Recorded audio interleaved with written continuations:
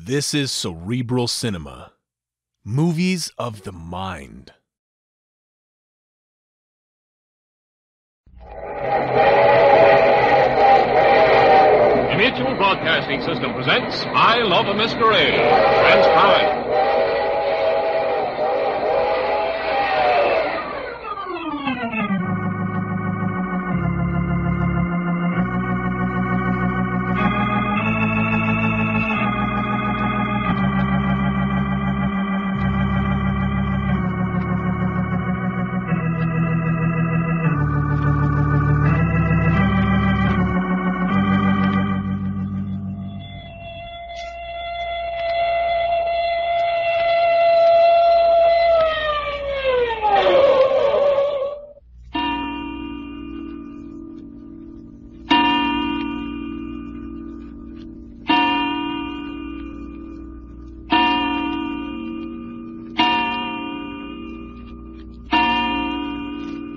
So that's all you're doing, just asking. Yeah, that's all I'm a-doing, just asking. When you found out we couldn't get delivery on that plane for 2 weeks, why'd you go ahead and order it? Because we want an airplane. But there's other airplane factories. Why didn't you tell them to go jump in the lake? Because this is the kind of plane we want. Well, just the same, it looks to me forget like... it, will you, Doc? We've been over this once. We've been over it a dozen times. Well, I'd like to know what we're going to do in San Diego for 2 whole weeks. Sit here and like it. Besides, supposing we had the plane. We haven't got any plans. What would we do with it? Well, I could think of something, I bet you. Such as what? Well, how about flying to the Hawaiian Islands? And what would we do after we got to Hawaii? Well, I hear they got some mighty good-looking hula girls in Hawaii. Oh, nuts. Well, okay, then. How about a non-stop flight from here to Singapore? Yeah, or Timbuktu. You don't like that either, huh? No, I don't like that either, huh? Well, we ain't been to Central America for quite a spell. Well, now that's some better. you kind of like that, huh? I don't know. What will we do when we get there? Well, how do we know? There's always something interesting to do in them countries down there. Mm-hmm. Yeah, that's not a bad idea. I'll say it ain't. There's a lot of hot stuff down yonder besides food. And I don't mean the weather. I wonder what Reggie'd say to Central America. Oh, what the heck? Reggie don't care. If me and you say Central America, then Reggie says Central America. We'll have to steer clear of Guatemala. Oh, they probably forgot us by this time. Don't you think they have? And there's one thing I don't want to do, spend the rest of my life in a Central American jail. Boy, do they have filthy hooscows down there. Then it's Central America, sure enough? Yeah, let's sleep on it. No, it sounds good. And here we gotta wait 2 weeks before we can get started. Now, Doc, don't start that again. Hey, where'd Reggie go anyway? He said he's going over and sit in the lobby of one of them big hotels and look at the pretty women. Reggie said that? Well, I said it and he didn't deny it. Not Reggie. No, I reckon he's over at the airplane plant, keeping an eye on our ship. Now, that's more like it. Yeah, he was saying this morning he's going to see that every bolt and wire that went into our plane is going to be right. Well, he's the boy who can tell. I'll bet he's about as popular as a mad dog over there. He won't let that worry. What's the idea? Who are you calling now? Same place. Hello? Give me room service. Hey, you're not going to eat again. Well, what else is there to do? But this is the 4th time. Hello? Room service? Well, looky. Send up half a dozen fried ham and egg sandwiches. Yeah, half a dozen. And a quart of milk. Uh-huh. Yeah, that's all. Wait a minute. You want any, Jack? No, I don't want any. Okay, that's all. And don't take all day. Don't you realize at 6 o'clock we'll get down to dinner as soon as Reggie gets here? Well, what the heck? 6 sandwiches ain't gonna hurt anybody's appetite. Well, not yours, anyway. Hey, Jack. Yeah? You done any thinking about the maestro and Nasha lately? No. Why? Oh, I don't know. I keep feeling kind of bad. The maestro went and got himself sent up for life. He was lucky not to get the gas chamber. Yeah, I suppose so. But I keep seeing his big fat carcass is sitting on a stone bench in one of them little old cells. He wasn't made for that sort of thing. Pretty tough, all right. It's sure swell of you to get Nasha that job. Oh, why not? She'd have starved to death without the maestro if somebody hadn't done something for her. Yeah, she sure did depend on him a lot. Dancing in a nightclub up in Hollywood isn't much of a job. Well, just the same, the crowd sure go for her. Well, it's a meal ticket anyway. She's as good as they seem to think she is. Maybe she'll get something better. That poor old maestro. I wonder if he'll try any of his magic tricks up in the big house. Well, open the door. Come on in. I can't. The door's locked. Oh, hey, Jack, open the door for the waiter, will you? Certainly not. They're your sandwiches. Well, of all the two-tailed sippy cats. Hey, you're gonna open this door, ain't you? Well, ain't you got a key? No, I ain't got no key. Okay, I'll get up. Just plain accommodating, ain't you? Well, they're not my sandwiches. Well, don't ask for one either. Don't worry. Hey, these guys are all. I'm a-comin'. Keep your britches on. Oh, thanks, pal. Well, hey, where's the sandwiches? I said, where's the sandwiches? What sandwiches? Well, ain't you the waiter? No, I ain't the waiter. Oh, you ain't, huh? That's right, buddy. I ain't the waiter. You don't say. Sure, I say. And don't neither of you boys bat an eye on account of I'm a torpedo and I'm hot. You hear that, Jack? Yeah. I don't see no shooting pistol. What you think this bulge in the coat pocket is? A birthday present? Oh, so you're a torpedo and you got the drop on us. Well, what about it? You got cash? Well, what about it, Jack? We got any cash? A little. Yeah, we got a little cash, son. And how about shelling out? Oh, I get you now. What do you mean you get me? Well, you're one of these people who advocates the redivision of wealth. I don't get you. No, don't move your hands. I mean, you want half of everything we've got. Wrong. I am? You bet. I want all of everything you got. Just a doggone hog. All right, come on. Cut the gab. I'm passing the collection plate. Shell out. Well, now, fella, when you put it like that... Hey, who's that? Probably the waiter with Doc's sandwiches. Waiter, huh? You let me handle this. And the first mug that speaks out of turn gets hot lead in his sandwiches. You ordered sandwiches? That's right. Bring 'em in and set 'em down. Sure. What kind of sandwiches are they? Fried ham and egg. Yeah? The egg's fried soft. How can you eat a soft egg in a sandwich? Well, what you standing there for? I usually get a tip. Oh, so you want a tip, huh? Yeah. Well, take a tip from me, buddy. Do something about that sore throat. That ain't no sore throat. It ain't? No, I had my tonsils cut out and some of my vocal cords come out with them.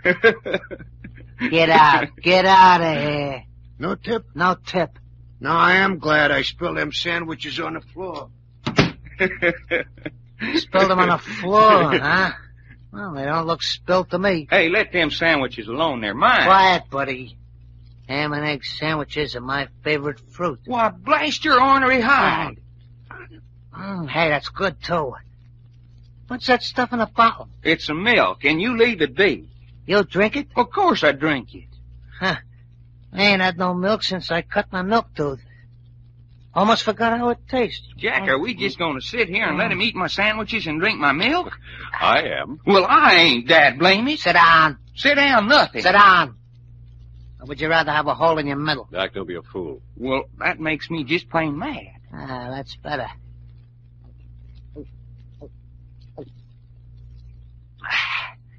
Hey, say, that milk ain't such bad stuff. No wonder babies cry for it.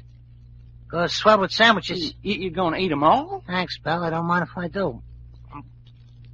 And say, how about ringing downstairs and having them send up some chocolate cake? Well, I'll be doggone if I will.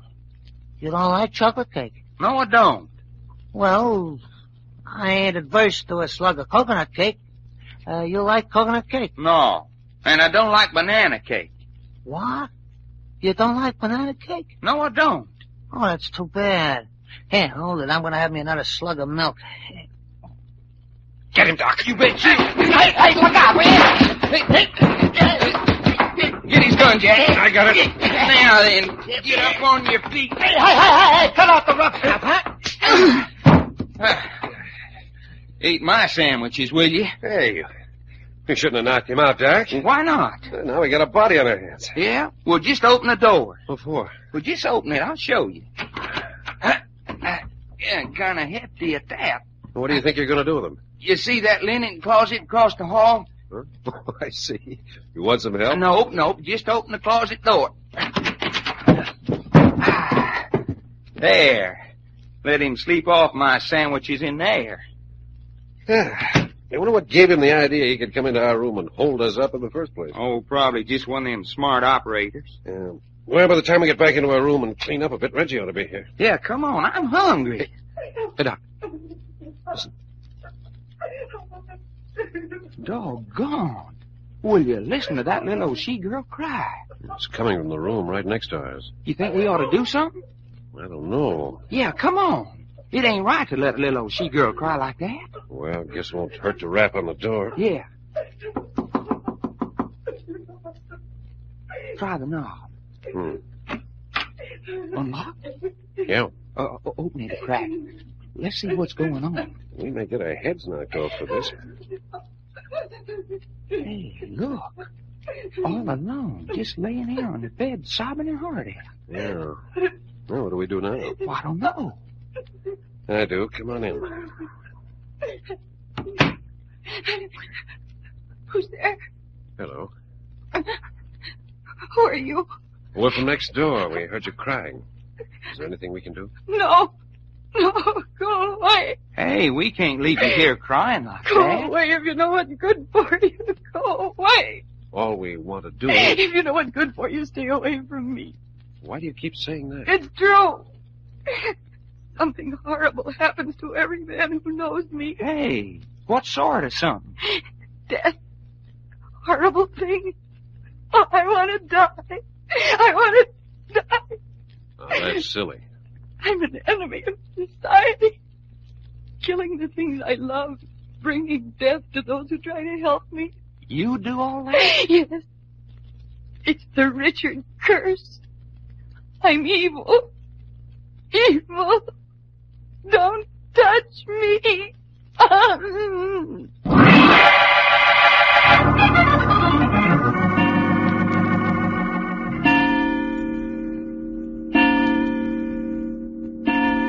are you? What are you doing in my room? I'm Jack Packard.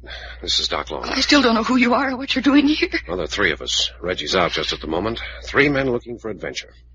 You mean soldiers of fortune? Well, not in the ordinary sense, but the term does help to explain us. We like excitement. When we find something that interests us, we go after it.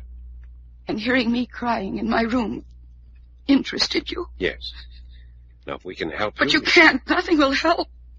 But to put an end to my miserable life. Hey, you stop talking like that. You mean you came to this hotel with the intention of taking your own life? Yes. But you're young and beautiful. And evil. Hey, what kind of talk is that? There's no use talking about it. Everywhere I go, I spread death and destruction. You haven't told us your name yet. Sonny Richards. Sonia, but they call me Sonny. Say, that's swell. Sonny. You wipe them tears away and Sonny fits you like a paper on the wall. You don't know what you're talking about. You're beautifully dressed. That bracelet on your wrist must have cost a lot of money. Everything about you says money. You must have come from a very wealthy family. There is no family. It's just me. I see. Then you're wealthy in your own right. Money, what good is it? What good when When what? When everything I touch turns to dust and ashes under my fingers? Do you mind explaining? Why should I? Tell us what's wrong and let us decide whether we can help you. It's hopeless. Now tell us. If we think it's hopeless, we'll walk out of here and let you go ahead and do what you intended to do. Do you mean that? I promise. Now then, what is it? It's the Richard curse. What do you mean? Every other generation, it falls on some member of the family. 4 generations ago, it was my great aunt, 4 times removed. 2 generations ago, it was my grandmother. It always falls on one of the women. In this generation, it's me. Well, what is this Richard curse? The great aunt caused the death of her husband, and then she caused the death of her 4 children. You mean she murdered them? Oh, no. She loved them dearly. It was accidental. She was cleaning her husband's gun, and it went off and killed him. And the children were burned to death in their home. She'd locked them in while she was away from the house because they were so little. And when she came back, the house was burned But down. accidents. It's the curse. It's been in the family for generations. Well, what about your grandmother? Grandmother was kind and gentle. She wore a little knitted shawl around her shoulders, and she spent all her spare time reading her Bible. But she was cursed. When she was a little girl, the first man she loved was thrown from a horse and killed. But that wasn't her fault. Wait. The next man who loved her fell off a cliff to his death. Was she there at the time? No. Well, then, don't you see how silly... And then she married my grandfather. And after my mother and my uncle were born, he was drowned. And then when my uncle was 15, she shut him up in a closet to punish him. And he was suffocated. Hey. And it's always been that way. What are the women in every other generation? And now what about you? Well, I'm worse than any of them. Maybe. Let's hear it. First it was my mother and father. You was the cause of their deaths? Yes. I wanted to be a flyer. I learned to pilot a plane. And one day I got them to go up with me. The plane fell? They were both killed. Now, please. Please try not to cry. Oh, it's all right. I haven't much cry left in me. Here, use my handkerchief. Thank you. You were an only child? Yes. But then about a year ago, I became engaged with Phil. We'd only been engaged 3 months when his car went over a cliff and it... Dead, huh? No. But he was so badly hurt he'll always be a bedridden cripple. Oh, fella, that's too bad. He would have been better off if he had been killed. But it wasn't your fault. Wait! About 6 months ago, I began letting Roger come and see me. I was still in love with Phil, but I should go out a little. And one night, just as he was leaving my house, he was held up and shot. Did they catch the gunman? No. Any more? Yes. There was an old friend of my father's. He used to visit me sometimes, and about 4 months ago, he fell down the front steps at my house. And he was hurt so badly that he never recovered. Hey, I'm beginning to think you got something with that curse. I knew you'd believe me. I don't. But there's no other explanation. Things like that don't happen to other people. You weren't connected in any way with any of these things. They're unfortunate, but you've nothing to do with them. You've let them prey on your mind until you've become morbid. Morbid? Yes, you've developed a guilt complex, if that's all. It isn't. Yesterday it happened again. You mean somebody else died because of you? Yes. I was to have had lunch yesterday with Freddie. I'd only met him a week ago. He didn't keep the engagement, so I rang up his home. And you know what they told me? You know what had happened? What? Suicide. He killed himself with a gun in his bathroom. Sonny, stop it. That's funny, isn't it? You struck me? Well, get hold of yourself. Yeah, that's it. Cry. It'll do you lots more good. I wish I were dead. I wish I were dead. Jack, this is awful. Oh, go away and let me do what I've got to do. We're not going anywhere. But you promised. I said we'd go if there wasn't anything we could do. Oh, you can't. I'd like to try. Oh, you fools, you fools.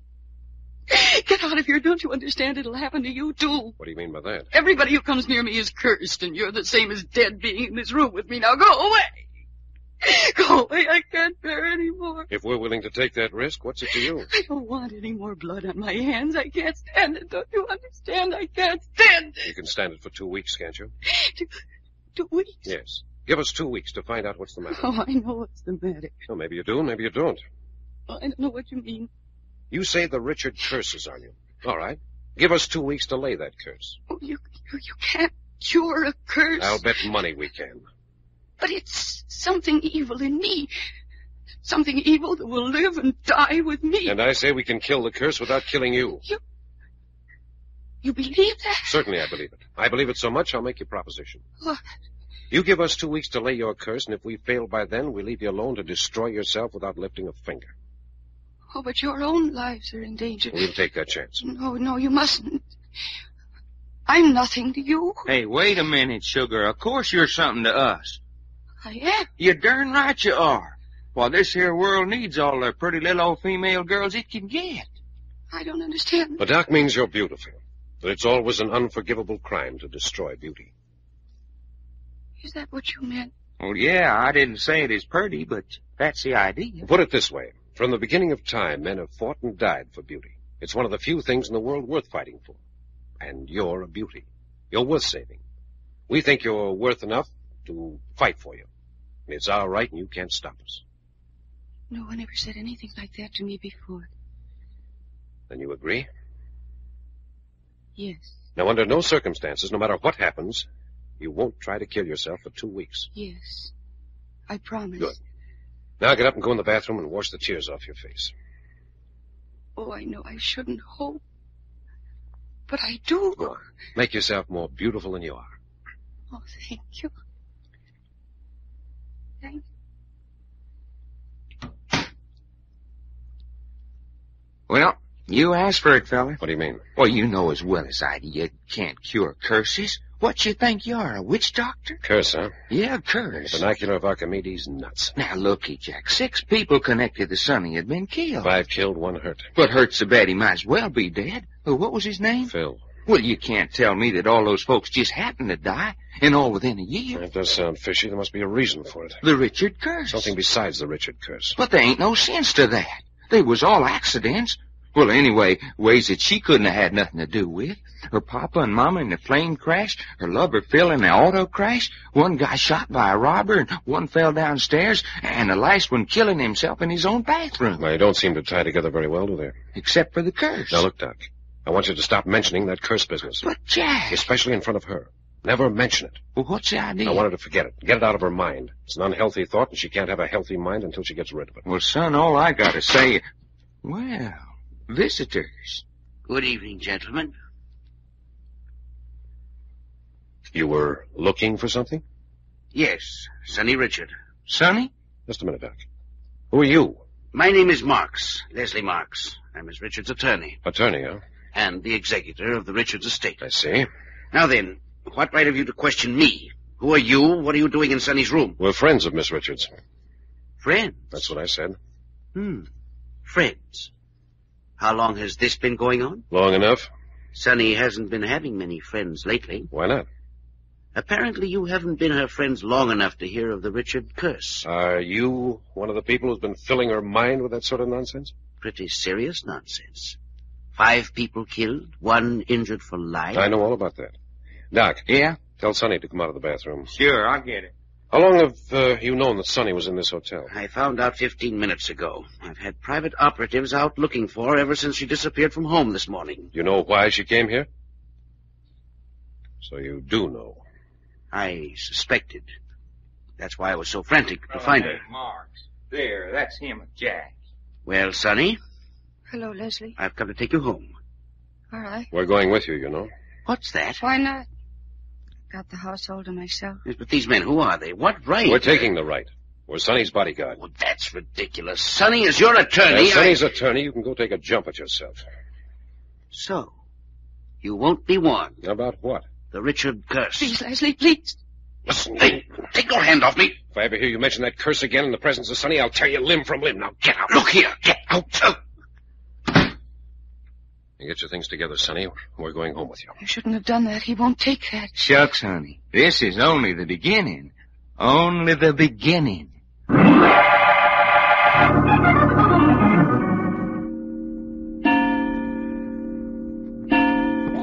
Now then, Sonny, if you're ready, we're going to start taking you apart. Taking me apart. Yeah, see what makes you click. Oh, this sounds very desperate. Pull down that other blind over there, Reggie. Quite. And what I mean is I want to know everything you can tell us about yourself. Don't skip the intimate details. They may be important. Important for what? In finding the source of the influence that seems to have surrounded you.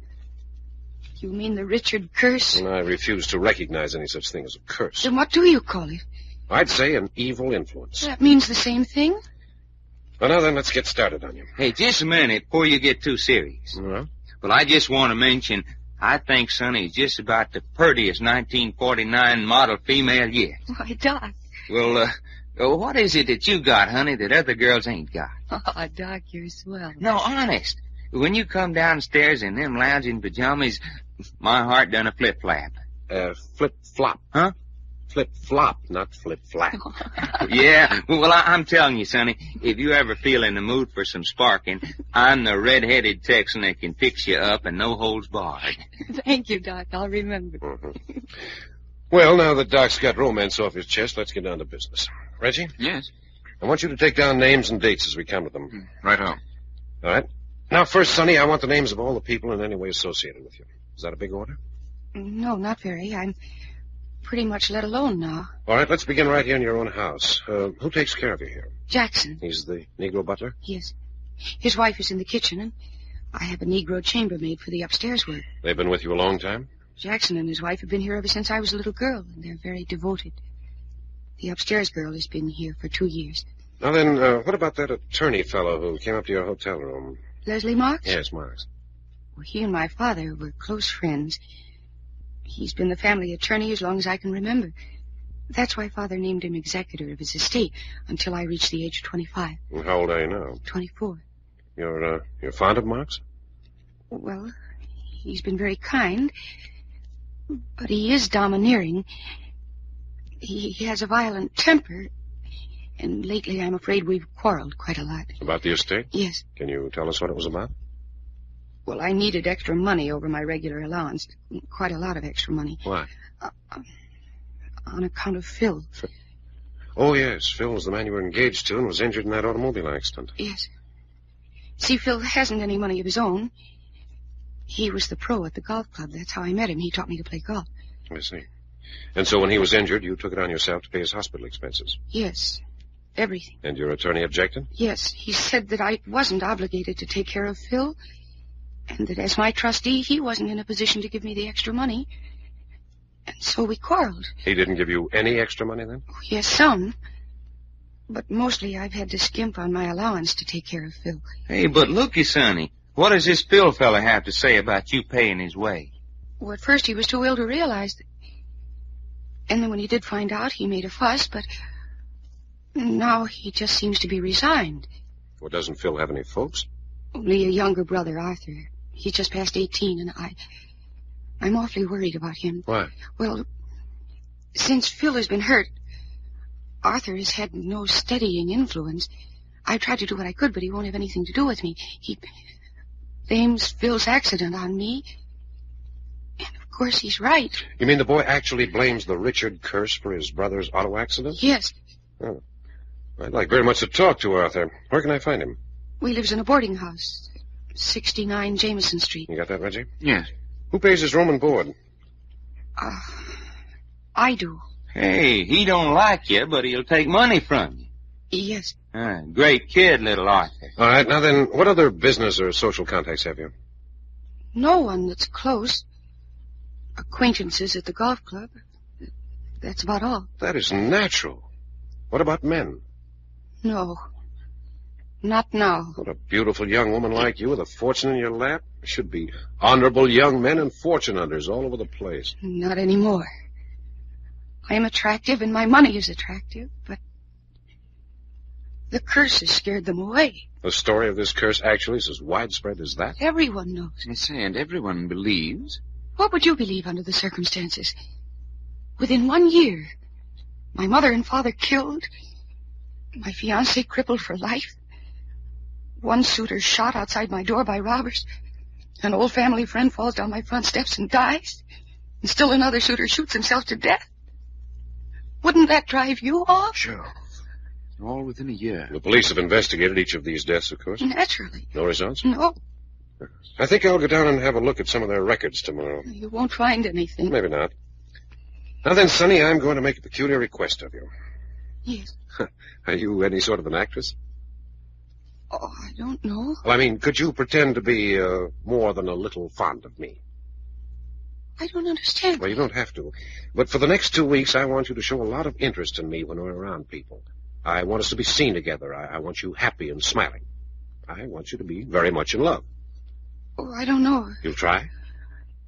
It's important. Very important. Will you? Yes. Except in the presence of Phil. Except Phil? Yes, it would hurt him, and I couldn't bear that. All right. I'll take care of that. Naturally, you'd be reserved around him, but there's no reason why I can't show my affection. Oh, but that would hurt him, too. Well, it's only for 2 weeks. After that, you can explain to him that there was nothing behind it. Well, all right, I'll try. Good. Now then. Phone. I'll get it. Probably Leslie. The attorney? Yes, wondering if I got home all right. Hello? Phil, why aren't you asleep? What? You want me to come to the hospital at this time of night? What? Oh, yes, of course, if it's important. Oh, I see. Oh, hold the wire for just a minute. It's Phil at the hospital. He wants me to come right over. How far is the hospital? Just 2 blocks across the park. All right, tell him you have company and you'll have to bring us along. Oh, but I... Go ahead, tell him. See what he says anyway. Hello, Phil. Listen, dear, I have company. And if I come, I'll have to bring them along. Oh, no, it's no one you know, but I'd like to have you know them. All right, we'll come right away. Bye. What'd he say? He said it was all right. All right, go get something on. Just slip on a fur coat. It isn't far. Jack. Well? Well, what the heck are you taking us all over the hospital for? For one reason, I don't want to leave Sonny alone. The other, I want to meet all of Sonny's acquaintances as fast as possible. This is a good chance to meet Phil. Jack, what's this business about making love Sonny? Yeah, that there's my department. Not this time, it isn't. Oh, I get it. When a really purty girl comes along, me and Reggie's supposed to take a back seat. Well, it's all right with me. No women, no trouble. Well, it ain't all right of me. Well, I am ready. Well, come on, let's go. I had Phil put in this hospital because it was so near here. Oh, I must remember to give you all keys to the front door when we get back. Yes, we may need them. Now, which way? Well, here we can cross the street and right through the park. That's the hospital over there with the lights in the windows. Top's lost in the fog. Yes.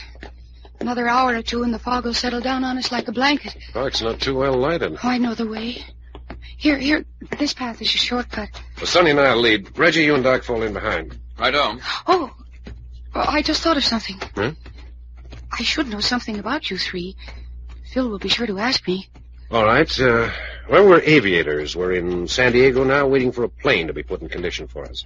What, is that true? Yes, I'll give him the name of the plant if he seems curious. If he wants to know any more, let me do the talking. This is all so curious. I met you less than 3 hours ago. And here you are closer to me than... Hey, that was a gunshot. I know it. The bullet knocked my head off. No. Doc, Reggie, go after him that way. But, Jack... Don't argue. I'm taking Sonny to the hospital. Righto. That gum two-tailed sticky cat. Oh, you see, it's begun already. Stop talking. Come on, run. But you mustn't... I can't let you... You can't stop me. Here, across the street. If you're killed... Save your breath. Now up the steps. Now, get inside. Yeah, now we're all right. Now, which way's the elevator? It's that way. Come on. Oh, Oh, here, stop there. I can't stand anymore. What floor's Phil on? 4th floor. All right. Get in the elevator. 4th floor, please. You all right now? Yes. Good. What about Doc and Reggie? They can take care of themselves. Out with you. And which way? The room right down at the end of the hall. Don't say anything about the shooting to Phil. Well, why not? I haven't told him about it. About any of the tragedies. It might upset him to know all that's been going on. All right. This it? Mm-hmm. Yes. Just walk right in. Is that you, nurse? No, Phil, darling, it's me. Sonny. Sonny? What the deuce you doing here at this time of night? But Phil... Who's this fellow? This is Jack Packard, Phil. Phil Terry, Jack. How do you do, Terry? He's the one I said was with me when you called. When I called? What are you talking about? But, Phil, you did call. I talked to you. You're crazy. I haven't called anybody tonight. But your voice... I said I haven't called anybody tonight. Then you must have been mistaken, dear. Dear? Who are you calling dear? Why, Sonny. I'm very fond of her. Oh, you are?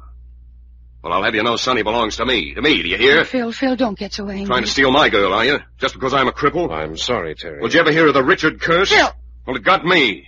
It got me, see? And it'll get you just the same way. Phil, please! And if the curse doesn't, I will.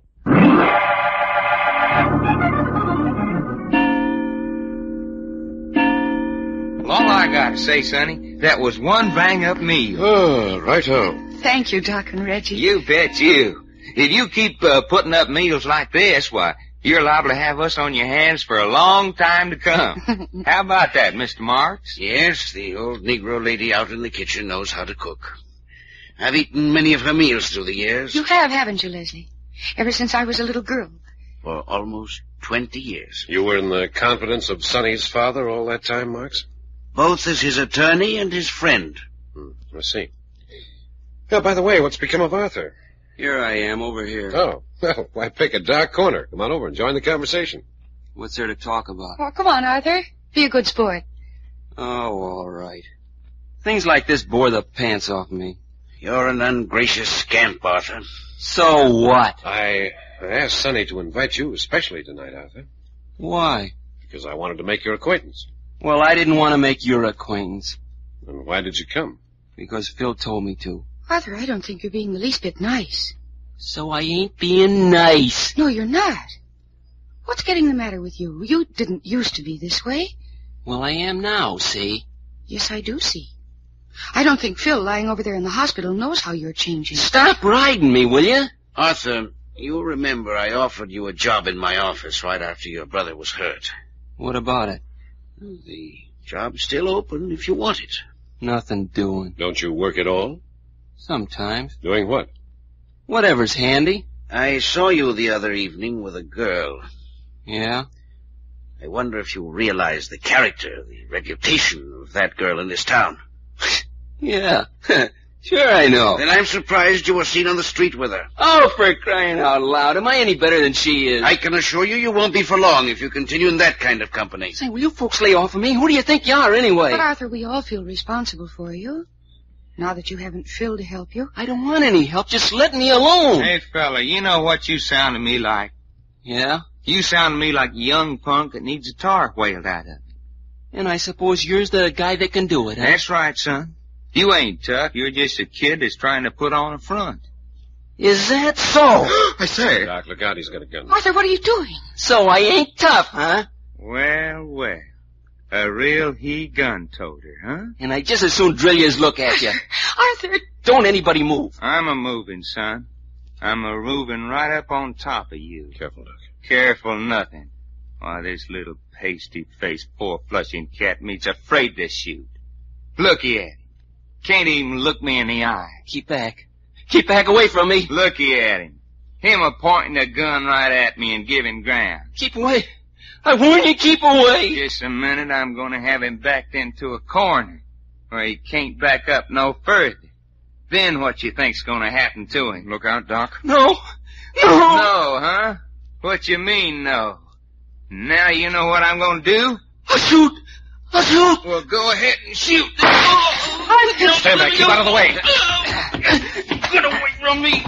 Pull a gun on me, will you?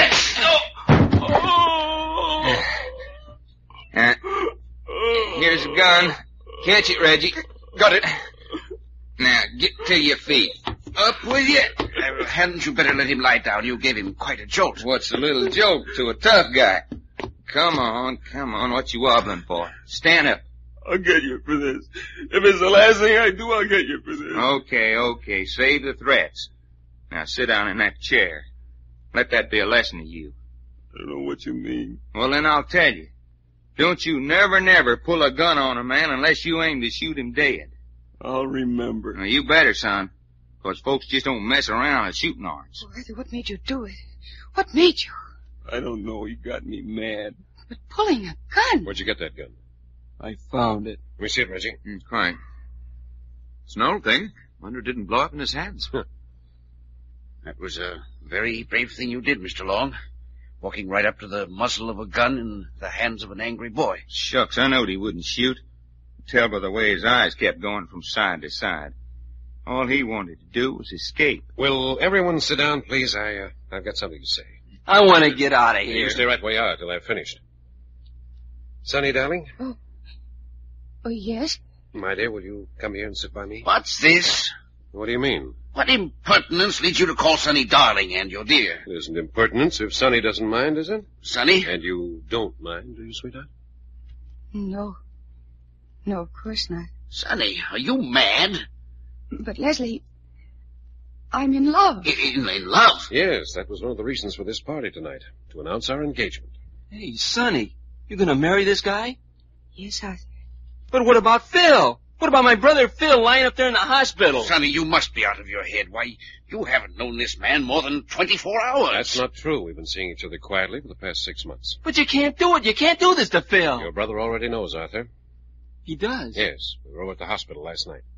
What did he say? He said the Richard curse would do to me what it had done to him. Yeah. Yeah, and it will, too. What do you have to say to that, Marks? Yes. Yes, I think Arthur's right. You're challenging death when you announce your engagement to Sonny. Oh, no, please. Oh, please, Ellie. We decided the Richard curse was a lot of nonsense, so don't let their talk upset you. You decided it was nonsense after all the men who have died? That's what I said. Nonsense. There's no curse. But there is something. Oh, there is something. Yes, we know that. We had a demonstration last night. What was that? Last night when I was taking Sonny over to the hospital, we were walking through the park when suddenly a bullet knocked my hat off. Someone shot at you. Are you surprised? No. No, I can't say that I am. I thought not. What happened? Well, Doc and Reggie searched the park. Tell them what you found, Reggie. Crime. We found the gun that fired the shot. Where was it? We found it in the pocket of a man sitting on one of the benches in the park. You mean you caught the murderer? We don't know yet. He hasn't sobered up enough to talk sensibly. We've got him locked up in the basement downstairs until he comes to. Yes, but how do you know it's the gun? You couldn't tell the caliber by the size of the hole in your hat. That's true. But when we got the gun, the barrel was still warm. It smelled of burnt powder, and there was an empty shell in the chamber. You're going to turn this man over to the police. We'll talk to him first. He doesn't seem to me like a very good candidate. Yes, but the gun in his pocket just after it'd been fired. A man so drunk it takes him 12 to 14 hours to wake up would hardly be able to take a gun out of his pocket, let alone see where to fire it. Naturally. That's my point.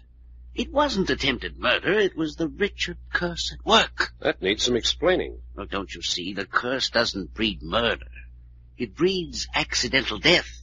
The drunken man accidentally fired the gun, and you were accidentally in the path of the bullet. That's how the curse always works. You don't believe that, and you're stupid to try to make me think you do. Yeah, but it's happened so often before. Sonny's father and mother killed in a plane accident. Phil injured in an auto accident.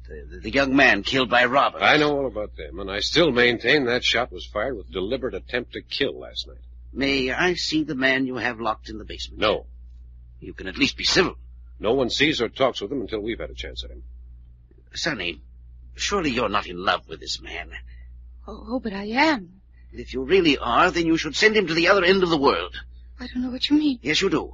If you love him, then you can't want any harm to come to him. Oh, no, no. But you know harm will come to him if he stays close to you. Marks, I think you've said enough.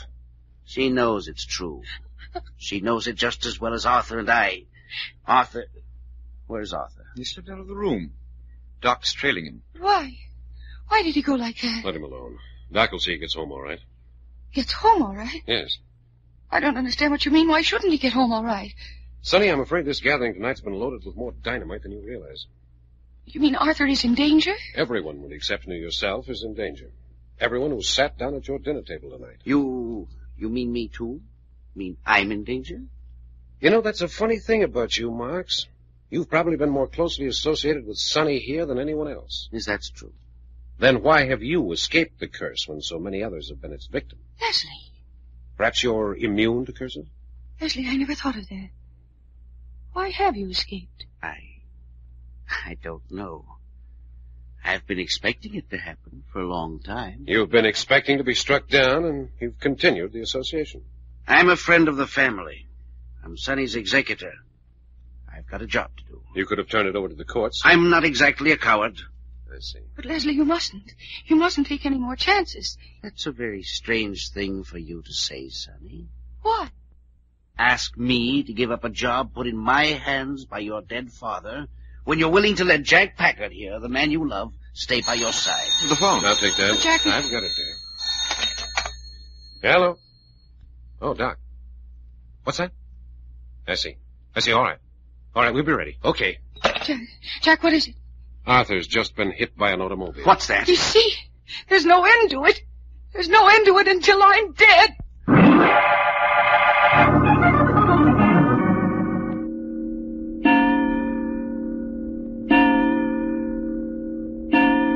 I just got a report on the boy, Jack. Well? A fractured left arm and an assortment of bumps and bruises. Not serious, then, huh? No, not a bit of it. The doctor is putting the arm in a cast, and nature will take care of the rest. Boy, that's going to relieve Sonny's mind. Is she up in the bedroom with him? Yes, both Sonny and that attorney chap, Marks. Doc, close the door, will you? Huh? Oh, sure. Bit of a conference? Yes, well, we have the library to ourselves. And about time. We ain't had a minute to ourselves since we got on this business. Well, first, Doc, tell us what happened to the boy. Well, it ain't much to tell. You remember we was all sitting in here gabbing after Arthur pulled a gun on me and I bopped him. Well, when he thought nobody was looking, he sneaked out. And you give me the nod to follow him. Yeah. Well, I did. He seemed awful skittish all the way down the street. Then suddenly an automobile come around the corner and threw its headlights right smack on me, and he saw me. Well, he jumped like he was shot in the pants with a box of tacks. He started running across the street, and a car smacked him. Did the car stop? Yeah, a cop was standing on the corner, and he come over and said that it wasn't the driver's fault. But, well, the fella was scared silly. He insisted on bringing Arthur back to the house. No chance of it being anything but an accident? Not a chance. Mm-hmm. What are you getting at? Well, in all these tragedies which have happened to people associated with Sonny, I'm trying to separate those which couldn't have been anything but accidents and those which might have been murder or attempted murder. Hey, you think murder's mixed up in this? I'll bet money there is. Well, what you know? Well, go on, talk some more. Well, as nearly as we can find out, the Richard curse began to work about a year ago with the death of Sonny's mother and father. Yes, but they were killed when Sonny crashed her airplane. Yes, that looks like they were killed accidentally. What you mean, looks like? Well, if someone had wanted them dead, what would be simpler than to tamper with the plane? Oh, but look here, then that would indicate whoever did it wanted Sonny dead, too. I mean, she was flying the plane, and it's a miracle she wasn't killed, too. Well, why not? Then you think that plane crash was deliberate murder? I'm putting a question mark after that. Now, the next tragedy was Phil Terry's auto accident. Well, that looks like just plain accident to me. Yes, it does to me, too. His car might have been tampered with, and I see how it could have been fixed to get out of control at a certain point in the road so it'd go over a cliff. Pretty far-fetched. Yes, so we'll have to put Phil's crash down as accident. And next comes Sonny's boyfriend, Roger. Yeah, shot to death by robbers. Right in front of his house. Does that mean anything? I don't know. But we do know that it was murder, pure and simple. But in a way, it was an accident. I mean, maybe if he hadn't tried to fight him off, he wouldn't have got shot. On the other hand, why couldn't he have been deliberately murdered and then his money taken to make it look like a holdup? Yes, but who would do it? And what for? The same one who might have tampered with Sonny's plane. Motive? We don't know yet. Well, Jack, you're beginning to make it look like there's a mighty smelly polecat hanging around in the background somewhere. Only theory, of course. But we put murder down after the name of Roger. Well, who's next on the list? The next was the old gentleman Franklin Skinner, friend of Sonny's father, who visited her from time to time. He fell down the front steps of this house and died of the injury. Accident. Or could he possibly have been pushed down those steps? I say. Well, you ask it. Can you answer it? No. No, a question mark goes down after his name. Fine. Bear looking into, all right. And now Freddie, the fellow who shot himself to death in his own backyard. Suicide. I wonder. You wonder what? Well, it wouldn't be the first time that murder's been made to look like suicide. But if the police are satisfied, Jack... We don't know that they are. That's where you and Doc come in. Well, how you mean?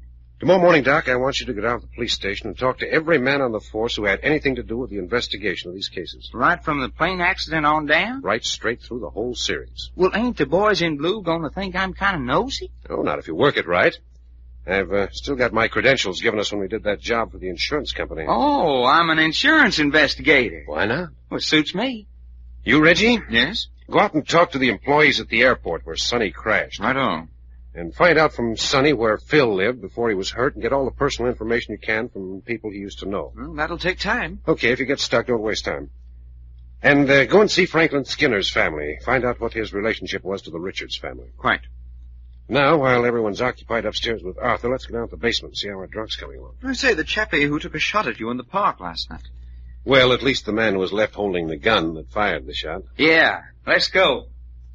To the back of the house is quicker. Out by way of the kitchen? No, there's a door off this hall down to the basement.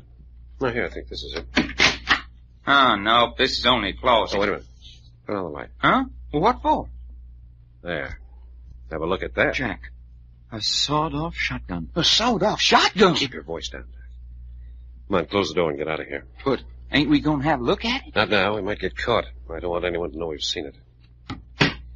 Doc, can you lock this door? Yeah, easy. Then work on it. Make it snappy. Yeah, just a second. But a sawed-off shotgun, Jack. No one uses those bloody things but gangsters. Interesting, isn't it? What's going on in this house, do you suppose? Hi, coming, Doc. It's coming. There she is. What'd you want it locked up for? I don't want that gun moved until I've had a chance to examine it. I'll come down later tonight when the house is clamped. Uh-huh. Well, this next door must be the basement. Yeah, this is her. Now, wait till I turn on the light. All right, pull the door to and come on.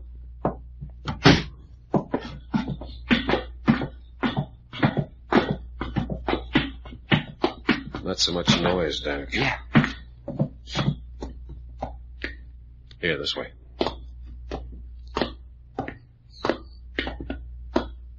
It's that door on the right. Mm-hmm. I left the key in the door. I get the light. Righto.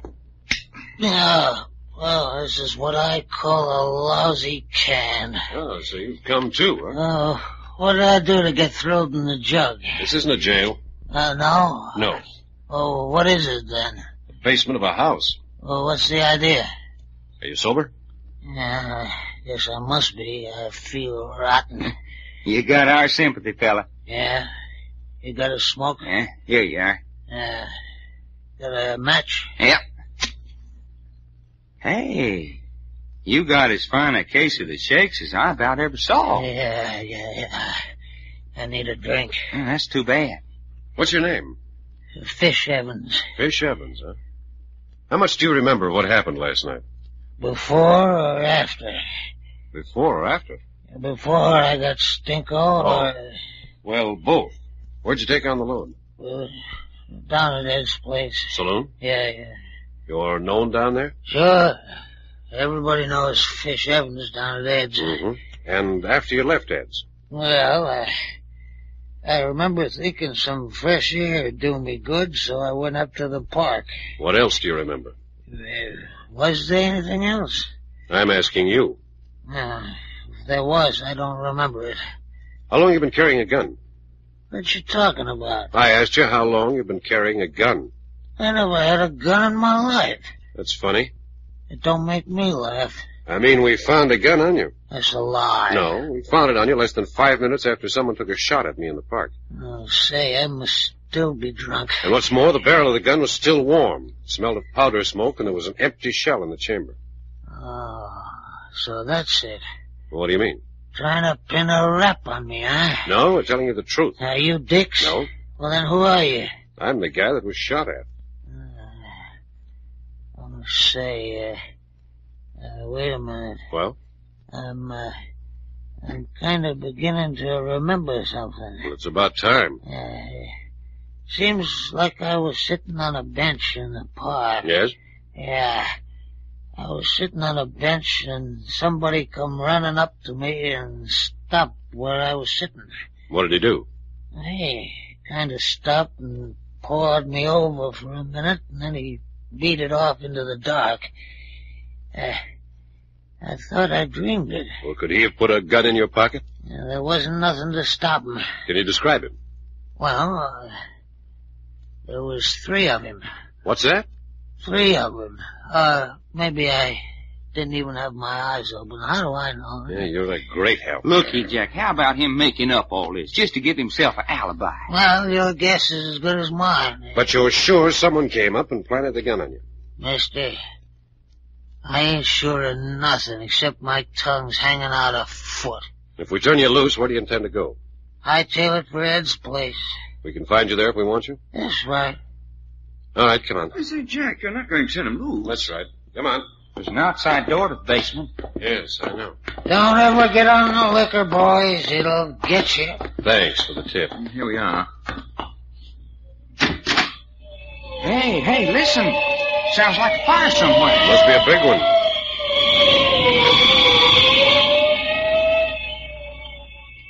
Well, there you are, Evans. You're free. How about 4 bits for a taxi, so I can get to Ed's quicker? Oh, look here. Here you are. Thanks. Look me up sometime, huh? You sure enough think that was smart, letting him go, Jack? I hope so. Give him a few seconds more, and then you go after him. Oh, I get it. Tail him and see what contacts he makes. That's it. If he was telling the truth, we'd soon know it. If he goes directly to Ed's place... Jack, fella, that was gun shooting. Come on, quick! It had to be a gun. This way. There on the sidewalk. Somebody's sure laying down. Right under the streetlight. There. Turn him over. Yeah. It's our man. It's Evans. Man, oh man. What could have killed him like that? I'll tell you. A sawed-off shotgun. Up close. Sawed off? Hey, Jack. You don't have to tell me. There's a sawed-off shotgun in Sonny Richards' house. We're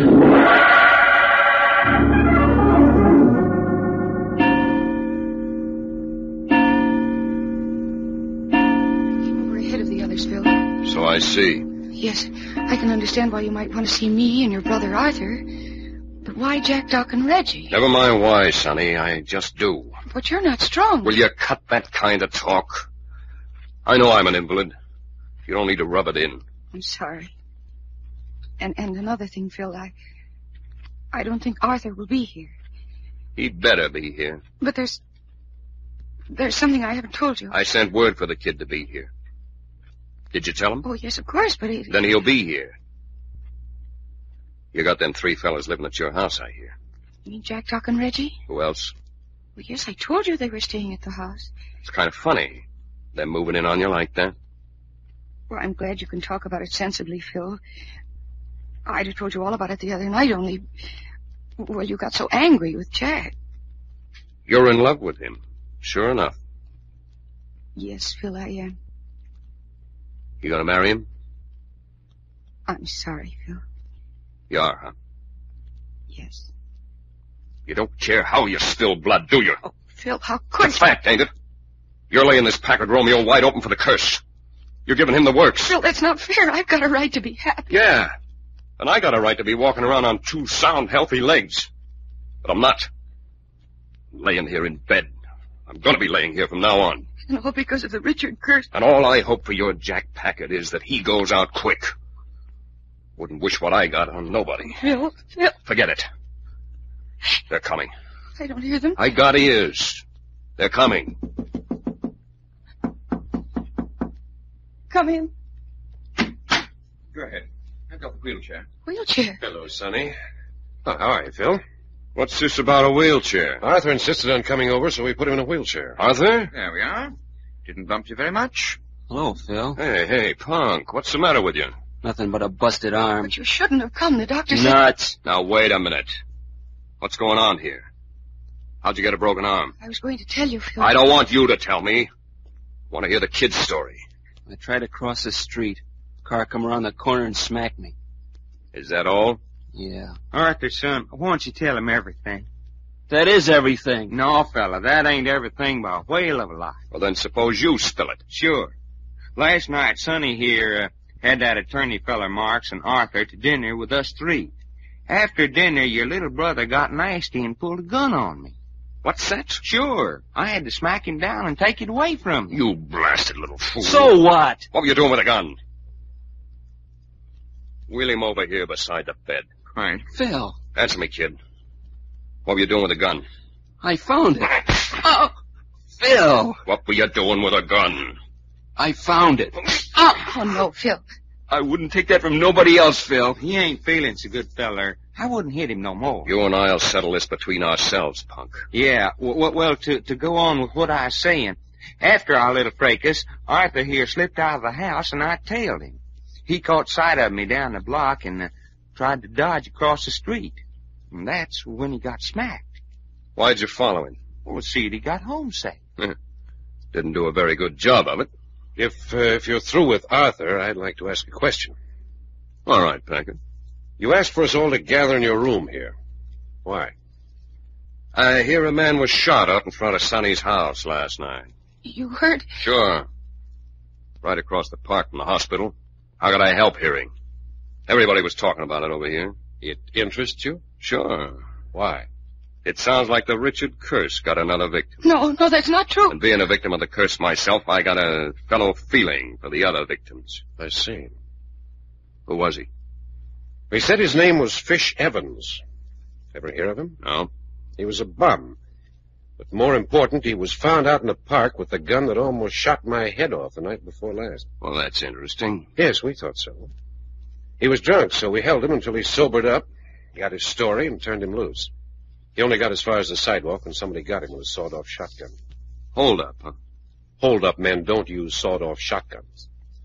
And speaking of shotguns, less than half an hour before Evans was killed, we found a sawed-off shotgun in the hall closet over at Sonny's house. Jack, you what? That's right. And after the shooting, we went looking for the gun, and it was gone.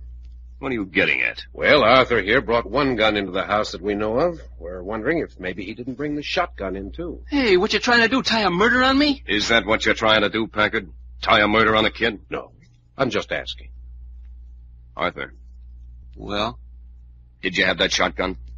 would you believe me if I said I didn't? You say you didn't, and that's good enough for me. You know I didn't. If you say so. I say so. Well, even if he did, he couldn't have killed that Evans man, because he was upstairs in bed with a broken arm. But he was up there alone. The doctor had gone, and you and Marks had come downstairs. Leslie Marks was there? Yes. What about his alibi? He says he was in the library. Alone? Mm-hmm. Where were you, Sonny? In the kitchen, fixing some medicine the doctor had given me for Arthur. That Leslie Marks is too smart for his own good. We've thought about that. You're mad to think Leslie would do a thing like that. What about these 3 mugs, Phil? Arthur, is that nice? Yeah, what about you 3? You were the last to see Evans alive. You admit you had access to a shotgun. You'll just have to take our word for it that we didn't kill Evans. How about the police? Are they willing to take your word for it? Well, they heard our story. If I was the police, I'd think this whole setup looked mighty funny. They didn't indicate they thought it was funny. They give you a clean slate? No.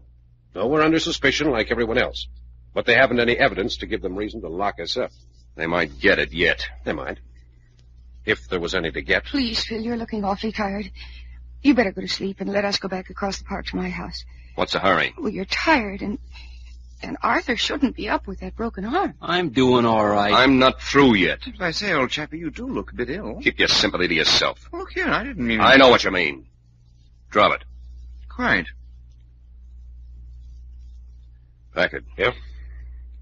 Sonny tells me you're announcing your engagement. That's right. You're a pretty brave man. I don't think so. I was engaged to Sonny. Look at me. I think it's pretty rotten of you to keep throwing that up in Sonny's face, no matter what condition you're Please, Jack.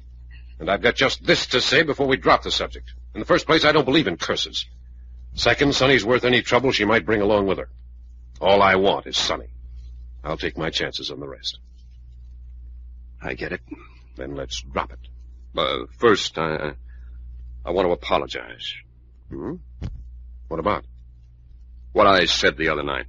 I don't recall. I said, if the Richard curse doesn't get you, that I would. That? Yeah, you were excited, upset. Yeah, I was upset. It was a fool thing to say. Why should I lie here worrying about how to get even with you when the curse will take care of all that? Yeah. And it will, too. You keep out of this, punk. Just like it got you, Phil. I told you to shut up. Sure. Just as soon as that arm's well, you're coming over here and take what's coming to you for packing a gun, you understand? I'm not a kid anymore. I say you are. If I ever hear of you with a rod again, I'll call in a couple of cops and let them sweat you from now on. Now then, take him out of here. I've had all I... This is the room. Come on, boys. Hey, what is this, an invasion? What do you 3 policemen want? Well, take it easy, Mr. Terry. We won't be bothering you for long. This is a private room. Sure. Me and my 2 boys here got a job to do. What sort of a job? Orders from headquarters to pick up these 3 men. Oh, look here. Which one of you is Jack Packard? Oh, I am. Doc Long? That's me, fella. And, Reggie York. Right. They want you down at headquarters. Now, what do you suppose they want us down there for? The Fish Evans murder. That's nonsense. We've been with the police most of the day telling our story. It seems like they don't like your story down at headquarters. Well, it sure took them a long time to make up their minds. Ban 'em, Sweeney. We're not carrying any weapons. Don't tell us. Let us find out for ourselves. I say, a Bobby with a sense of humor. What'd you call me? Oh, take it easy. Bobby's Johnny Bull for cop. But you're going to lock them up? None of them's healed, Sarge. Is that what you're going to do? Lock them up? Not for long, Sonny. Don't worry. That's what you think. All right, come along with you. Oh, Jack, I don't think we got no reason to go down to no police station. We can give you a reason if you want it that way. Forget it, Doc. You mean we're just going to march along? Yes. I ain't hit a policeman, and I don't know how long. Look, you feel something hard and cold in your back? Yeah? It's a cannon, and it shoots. Well, don't jab so hard. I'm ticklish. Take 'em out, boys. Just a minute, Sergeant. Yes, Mr. Terry? I want to say something to Packard. Oh? Say it. Packard, you recall what I said about relaxing and letting the Richard curse take care of you? I do. Well, I'm beginning to relax. If you've got anything to say to me, say it. I am saying it. Be rather funny if the Richard curse should take you 3 boys to the gas chamber up in San Quentin, wouldn't it? Phil, you don't mean that? Destroying 3 of you at one blow. That'd be some kind of record, even for the Richard curse.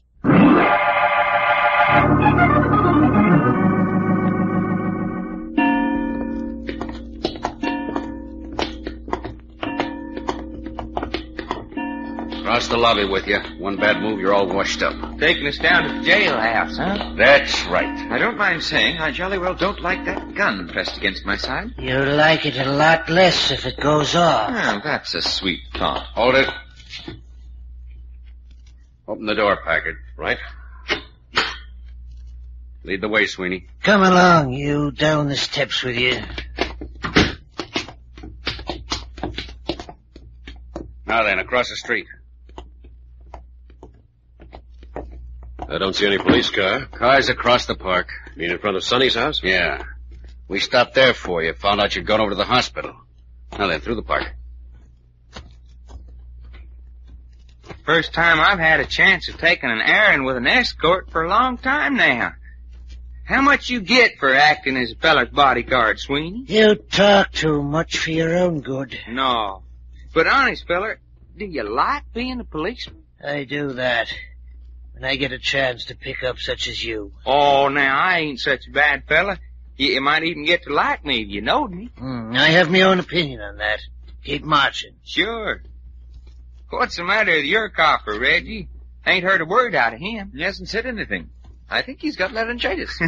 Yeah? Well, what makes you think that? Well, he's got a woolen cloth about his neck, and he smells violently of turpentine and cough medicine. Laryngitis, huh? Right. I've been telling him he should be home in bed, but the blighter doesn't appreciate my sympathy. Ouch, I say. What's the matter? Apparently doesn't appreciate my humor either. Keeps jabbing that valley gun in my ribs. All right.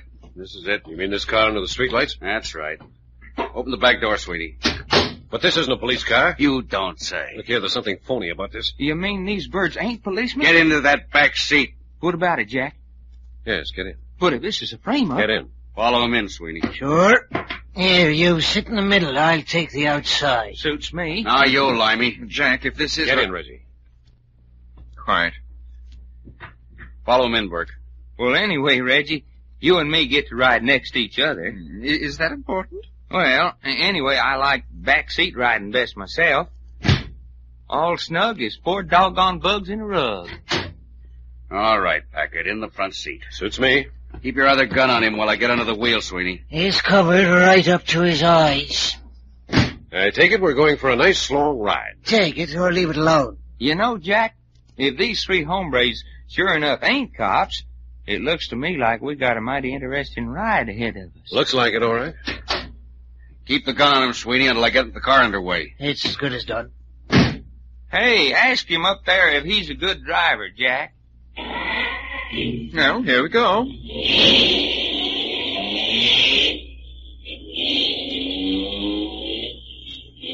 Smooth running, Bus.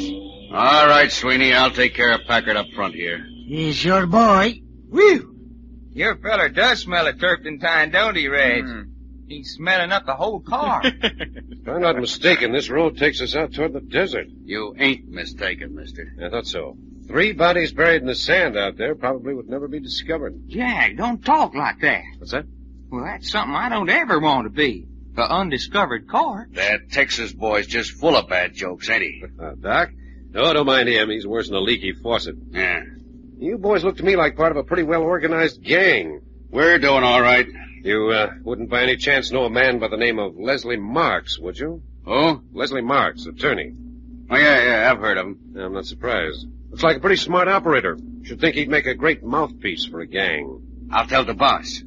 He wouldn't be boss by any chance, would he?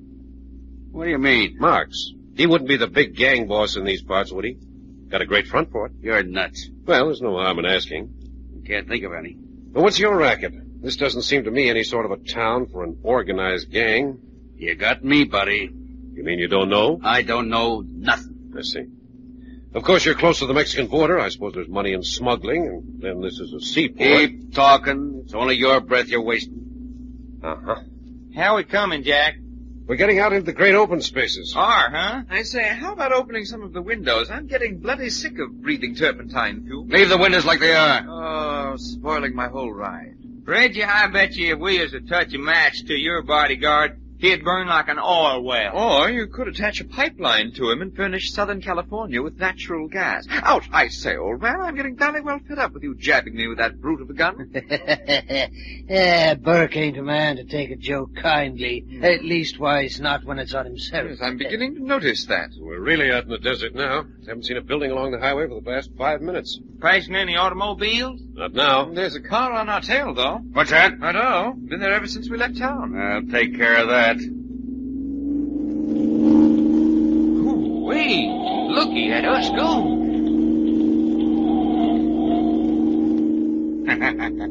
Leaving it behind like it was standing still. This car's got an engine in it, all right. I say, the other car's out of sight already. Doc, Reggie, can you hear me? Yeah? I know. Get ready for the worst. What'd you say? I told him to get ready for the worst. What do you mean by that? Keep on going like this, and almost anything's liable to happen. Such as what? Such as this. Hey, let go that wheel, you! Look out, Doc, Reggie! Hey!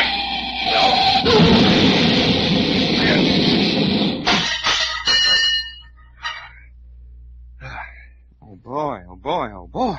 Doc, you all right? Jack, Oh, did you honest and truly go for to wreck this car? yes, I yanked on the wheel. Son, you had never ought to do that. Well, this here's the way folks get hurt. You see, Reggie? Huh? What do you mean? Isn't he back there with you? Feller, when this bus done its first flip-flap, Reggie zoomed out of here like he's shot from a cannon. Well, let's get out of here and find him. I reckon I'm gonna need some help. What about these other guys? Well, they'll have to look out for themselves now. Car's over inside. Can't you climb out through the back door? Nope. Door's jammed. Uh-huh. Well, climb over in the front seat and I'll give you a hand. Okay, there. I stepped right in the middle of the driver. He didn't notice it. Yeah, sleeping like a baby. Be careful of that broken glass. Now, up with you. Yeah. There we are. Hey, Jack. Huh? There's the headlights of that car that was following us over yonder in the highway. Well, never mind that. Find Reggie. Yeah, he should ought to be over this way. Oh, is that you over there, Jack? Hey, Jack, it's Sonny. Sonny, what are you doing out here? Jack, what happened? Asked you what you were doing out here. I followed you. The minute those 3 policemen took you boys out of Phil's room, I followed. I thought they were going to take you to the police station. Well, they weren't policemen. They weren't. Jack, what are you looking for? Reggie. Oh, is he hurt? I'll tell you better when we find him. Hey, Jack. Hey, here he is. Well, come on. Oh, you see? You see the horrible things that are happening to you already from associating with me? Well, that's stupid. Here, this way, Jack. How is he, Doc? Can you tell? Well, he's knocked out all right, but he lit in these here bushes. I don't think there's nothing broken. Oh, I hope not. Yeah, let me see. What the heck you doing out here, Sonny? I trailed you. Who were those men if they weren't policemen? Gun-toting gangsters. How's he doing, Jack? Just stunned. He'll be around in a minute. Are you sure? Certainly, I'm sure. All I have to say, Sonny, is that the Richard curse is a pretty impotent curse to let us get away like this. Oh, what do you mean? Well, look at the material it had to work with. 3 gunmen with murder in their hearts, one of the best auto wrecks of the year. A really potent curse would have had us dead and buried by this time. Yeah, and look at us. Just one of us with a little old bump on his head. Oh, you mustn't say that. You mustn't challenge fate like that. Baloney. Come on. Let's have a look at the boys in the car. All right to leave Reggie there? Yes, give him a few minutes to come around. But who are these gunmen? Your guess is as good as ours. Doc, I'm going to crawl back in the car and hand the bodies out to you. Okay. Good thing we didn't catch fire. I still don't understand why gunmen wanted you three. Well, won't you let us worry about that, honey? Are you inside all right, fella? Yeah. Here comes the driver. Okay. Careful with him. He's got some broken bones. Got him. A meaty guy for his size. Yeah, lay there for a minute. He's not dead. No, ma'am. Just chewed up a little. Next. Now, let him come. Which one's he? Sweeney. You got him? Yep. Come on, Sweeney, old kid. The trip ended up kind of different. You expected, didn't it? That's it. Lay down there beside your pal. Can I do anything? I don't reckon. These fellas is going to need the attention of an expert. They're hurt seriously? Well, they ain't been done no good. Ready, Doc? Well, this would be old laryngitis himself. I got him. You fella. Now that you're unconscious, you're exuding turpentine worse than when you was kicking. Yeah, I'm glad that's over. But what do we do now? Load our cargo into your car and get them to a hospital. And that's a job of toting. I wish Reggie'd come too, so he could give us a hand. Hadn't we ought to hurry if they're in All right. Stick up your hands, all of you. What's that? Hey, Jack. We got visitors. You heard me. Not a move out of any one of you. Guns and everything. Now what you suppose this is for? But there must be some mistake. Keep out of this, sister. What's the idea? We came out here tonight to bury you, Muggs. And burying's what you're going to get.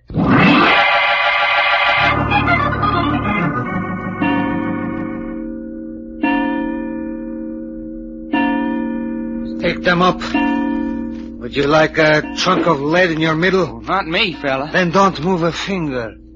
Hoppy. That's me. I got them covered. Fan them. Sure, with pleasure. Don't waste no time. This ain't no picnic. What about the skirt? No, don't you touch me. Leave the skirt alone. It's a nice skirt. Leave the skirt alone. Well, ain't that what I'm doing? These guys ain't got no rods. I could have told you that. Hey, he could have told us that. Ain't he the comedian? Hey, looky, my arms is getting taut. Keep them up. Hoppy. Shall I bump them off? No, tie them up. Well, what we want to tie them up for? We come out here to bump them off. We can't bump nobody off in the presence of the skirt. We could if we bumped the skirt off, too. We ain't got no orders to bump no skirt off. Yeah, besides, she's a nice skirt. Ain't you, babe? You keep your hands off me. Oh, a skirt with a temper. Hoppy, tie them birds up. May I make a suggestion? No, you can't make no suggestion. Well, then may I ask a question? No, you can't ask no question. Well, your three pals here are liable to die on your hands if you don't get them to a doctor. You mean they're hurt bad? Yes. That's their hard luck. Yeah, but if they're hurt bad... That's their hard luck. We got our orders to bump these three guys off and bury them. Three? That's orders. Yeah, but it's only two of them. Aye, that's right. Hey, where's the other mug? Well, I can tell you that, fella. Yes, we can tell you where he is. He's in that wrecked car, dead. Yeah? Yes, dead. And you can blame yourselves for it. Well, ain't that too bad now? We think so. Well, don't feel too bad, mister. His troubles is all over. And you still got yours coming. Well, what are you standing there for, Hoppy? I told you to tie them up. That's right. I thought there was something you told me to do. I was trying to remember. We'll do it. Shall I tie up the skirt first? Leave the skirt alone. Oh, ain't we gonna tie up the skirt at all? No. That's too bad. I sure would like to tie up that skirt. Put your hands behind you, bud. How about it, Jack? He's got a gun on us. Well, I sure don't like it. Why, you double-jointed city cat. Put your hands behind you. Fella, someday I'm gonna take you apart. That's better. Put your hands up, both of you. Hey, the skirt's got a gun. Sonny, you crazy little idiot, drop that gun. I won't. I can shoot as good as he can. Drop that gun, sister, or I will make a sieve out of you. I won't. I'll shoot if you do. Hoppy. A gun-toting skirt. Take that gun away from her. You mean I can go for her? Get that gun. With pleasure. No, don't come any closer. I ain't mixed with a skirt never so long. Sonny, throw the gun away. You hear? Throw it away. I'll kill him. Oh, no, you won't. Oh, let go of me. Give me that rock. I won't. Yeah, you got the gun? Yeah, and I also got the skirt. Now, hurry up and put the ropes on these two guys so we can get going. I told you not to try to use that gun. Somebody's got to do something. Sonny, it's just like I told Arthur the other night. When you pull out a gun, you gotta shoot right off. On account of folks, they just don't monkey around a shooting orange. Now put your arms back of you, and this time do it. And don't waste no more time. We got to get out of here. Doc, Yeah? I think the British are coming. Huh? Oh, yeah. No fooling. No fooling. What are they talking about, Hoppy? One of them just said the British are coming. Oh, what does that mean? Search me. I got one of them tied. Well, hurry up with the other one. Yes, won't be long now. And me all tied up like a sack of potatoes. It's all right. I'm still free. But not for long. Put your hands behind you. Get him, Reggie. I got him, Jack! Hey, Hoppy! I'll take your house. Hey, look out! Atta boy, Jack. You got him first crack. How you coming, Reggie? Oh, went down like a pole, Doc. Nothing to it at all. But Reggie, you were unconscious. Oh, I say I didn't have to stay that way, did I? Well, good work, fella. You come to, you took in the situation, and you did just what was right and proper. Right. Ooh, still a bit dizzy, though. Well, after that bump you got in the wreck, it's not surprising. Sure, I did take a flying, didn't I? What about those other chappies? Well, we've got to get him to a hospital. Only now we got 5 bodies instead of just 3. And by the way, would somebody get these ropes off of Oh, me? righto. Turn around. Yeah. Where do you suppose these last 2 guys come from anyway, Jack? Well, you heard what they said. Yeah, that they was out here to bury us. There you are. Yeah, thanks. Apparently, there were 2 more of the same gang that had been waiting out here in the desert for the others to bring us along. Right. Then there was to be a firing squad, and we were to be thrown into a hole in the sand and covered up. No. Hey, honey, what you shivering about? Oh, what is it? What's going on? Well, Sonny, it looks to me as though we were beginning to get under the surface of the Richard curse. But what's this to do with the curse? Maybe a lot. I don't understand. Well, supposing I'd been shot in the park the other night, or the 3 of us had disappeared, or our bodies had been found out here in the desert. What would you have thought? Oh. Oh, yes. Yes. If you hadn't known all that's happened, you'd have said the Richard curse had caused our deaths. You'd have believed we died because we were associated with you. Yes, but this is different. Someone's deliberately trying to kill you. All the others have been accidental. Been made to look accidental, you mean? You mean... I mean that I think this same gang that tried to lay us away tonight are responsible for at least some of the deaths that took place before we came into the picture. But that's not a curse. Hardly. Hey, where'd Doc and Reggie go? They're taking the bodies over to my car on the highway. Oh. But, Jack, why? What do you mean, why? If a gang of men are killing people close to me, there must be some reason for it. Yes, and we're going to start looking for that reason. But the curse... There isn't any curse, and there never has been. Oh, but you're wrong. It's been in my family for generations. Who told you that? My father. You might have found something better to do. When did he tell you? Well, he didn't exactly tell me. He left it for me in a letter attached to his will. Your father's attorney, Leslie Marks, gave you that letter when the will was read? Yes, Leslie gave it to me. Was it in your father's handwriting? No, it was typewritten, but it was signed. I know my father's signature. And you didn't know anything about the curse until you read that letter? No. You still have the letter? Yes. Yes, I have it at home. I'd like to have a look at it when we get back. Well, if you wish. Do you know the condition of your estate? But that's absurd. Leslie... It's not absurd. Nothing's absurd when people are being killed like flies around you. And I don't trust that Marks fellow any further than I could throw an elephant by the tail. But if he wanted my estate, it would be me he wanted dead, wouldn't it? Well, you're the last person in the world he'd want dead, especially if he's been looting the estate. No, I don't understand. Because if you were dead, he'd have to make an accounting to the court. And if he's been using your money, he'd go to jail for it. Oh. Oh, yes. But that still doesn't explain why he'd want the men close to you out of the way. No. No, I think you're all wrong about Leslie. I'm sure of it. Unless you... Look, Sonny, did your father's will say anything about all property reverting to you immediately in case you got married? No. Merely that Leslie was to be my executor until I'd reached the age of 25. Why did you say that?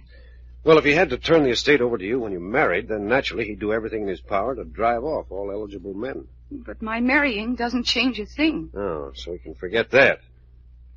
Well, this is going to take some thinking over. Well, Jack, if you can really prove it isn't the curse... I've already done that to my satisfaction. But proof. I want to be convinced. I've got to. Well, you'd better stop worrying about the curse and start worrying about something really serious. Serious? Yes, and it's my guess that it's Leslie Marks. Jack, I know you're mistaken. I know you are. Well, somebody's surrounding you with gangsters and gunmen. Somebody's bound and determined you're going to live alone and like it. You proved that tonight. Well, I don't understand it. Oh, but you're beginning to believe it, aren't you? Well, I don't know. You were going to marry Phil Terry. Where's he? Cripple in the hospital. You're beginning to show an interest in Roger and in Freddie. Where are they? Buried. You and I announced our engagement. With good luck, I'm still here, but that wasn't because someone didn't try to slow me up. Yes. Yes, there's something. Well, there isn't something. It's somebody. And from now on, we don't let up until we run him down. Well, who we gonna run down now? Oh, it's you, Doc. Yeah. And while you two been standing there gabbing, me and Reggie done ourselves a job. Get all the bodies loaded in the car? Yeah, no thanks to you.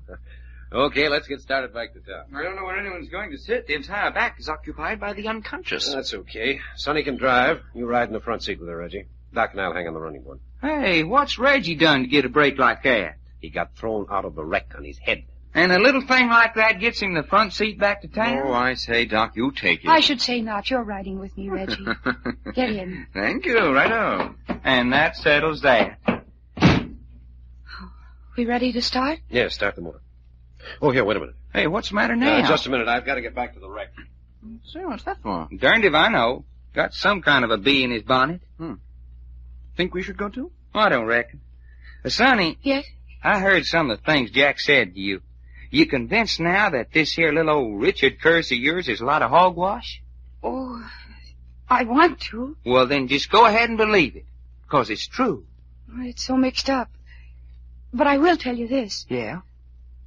There's been a knot of fear twisted up in my stomach for almost a year now. And for the first time, it isn't there anymore. Now you're talking, fella. Oh, here he comes back. It didn't take him long. But what'd you go back for, fella? Sonny, this may be important. What's the matter? Do you know a man named Donald Robert Lincoln? Donald Robert Lincoln? Yes, think hard. I don't have to. Of course I know. Who is he? What is he? He's one of the richest men in San Diego. Yes, but what connection has he got with you? Oh, I don't know. He was a friend of my father's in the old days. He was? How close a friend? Why, next to Leslie Marks, the closest friend he had, I think. Great, now we're getting somewhere. But what does Donald Robert Lincoln have to do with this? That's his automobile that's wrecked over there. Hey. Oh, no, Jack. You mean he's head of the gang that tried to take us for a ride tonight? That's what we're going to ask him. Oh, but it couldn't be Mr. Lincoln. I'll know more about that when we've had a little talk with the old boy.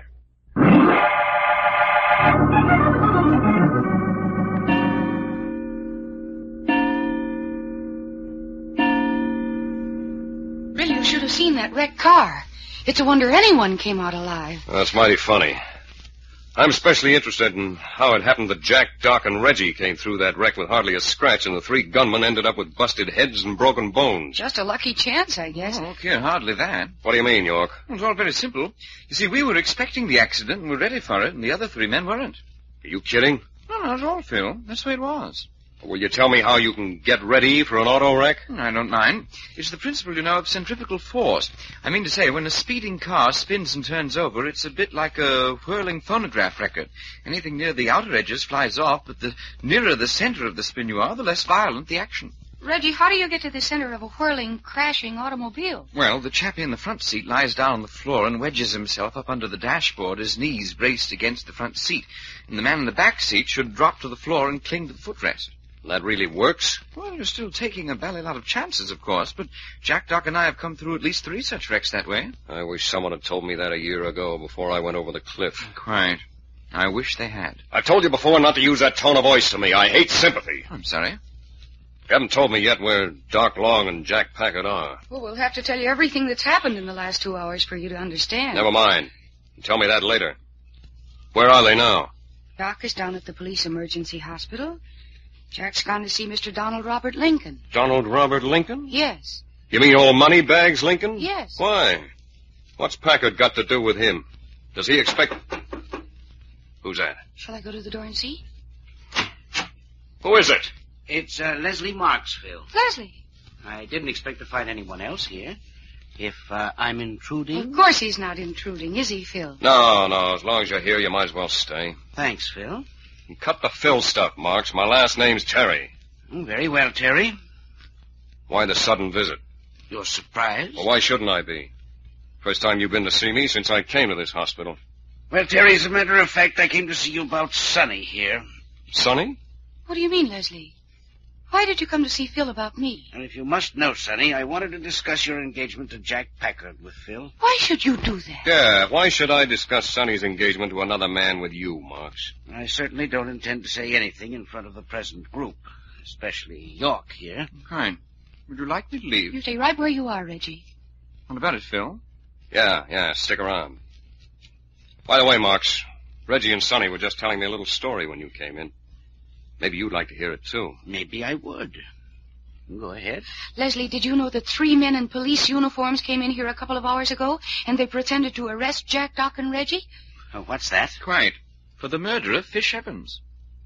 No, I didn't know that. Well, then, of course, you didn't know that when those officers got the boys outside, they turned out to be 3 gunmen, intent on taking them for a ride. Are you being serious? Bloody serious, Marks. Go ahead, tell them what happened, Reggie. They loaded us into a car and took us out on the desert.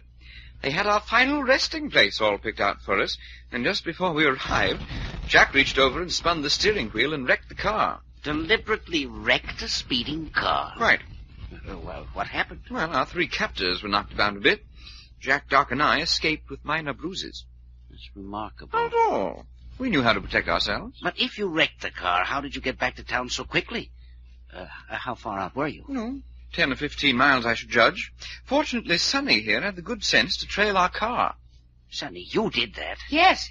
I see. And what became of the gunmen? Well, we were on the point of landing them into Sonny's car and returning to town when 2 more of the ballet brutes showed up. What's that? You didn't tell me that. We hadn't got that part of the story yet. They threw guns on us and seemed intent on completing the execution. They were part of the same gang? Apparently. You were there at that time, Sonny? Yes, one of them was in favor of killing me, too. Killing you? Sonny, in heaven's name, child, supposing that they had killed you. Well, supposing they had. No, Sonny, you've got to have a guard after this. I've got all the guard I need. You haven't any guard at all. Jack, Doc, and Reggie are doing pretty well. Never mind that. What happened? The boys went to work on them. That's what happened. But they were dangerous killers. No, they weren't so dangerous when Jack and Reggie finished with them. I see. York. Yes, Mr. Marks. You men seem to know your business. If you're talking about fighting, I agree with you. Yes. But I suppose there was a certain element of luck in your favor. It takes more than luck. Just look at you. So you had 5 bodies to bring in instead of 3. The whole back of my car was full of bodies. You should have seen the police sergeant's eyes bug out when we brought him out to the car. What do you have to say? We told him we'd picked up the 5 in an auto accident out on the desert, and we thought he might be interested. I say, yes. He took one look at them, and we were his friends for life. What do you mean by that? Well, it seems that 3 of our bodies were very badly wanted for smuggling across the Mexican border. He said that? He said more than that.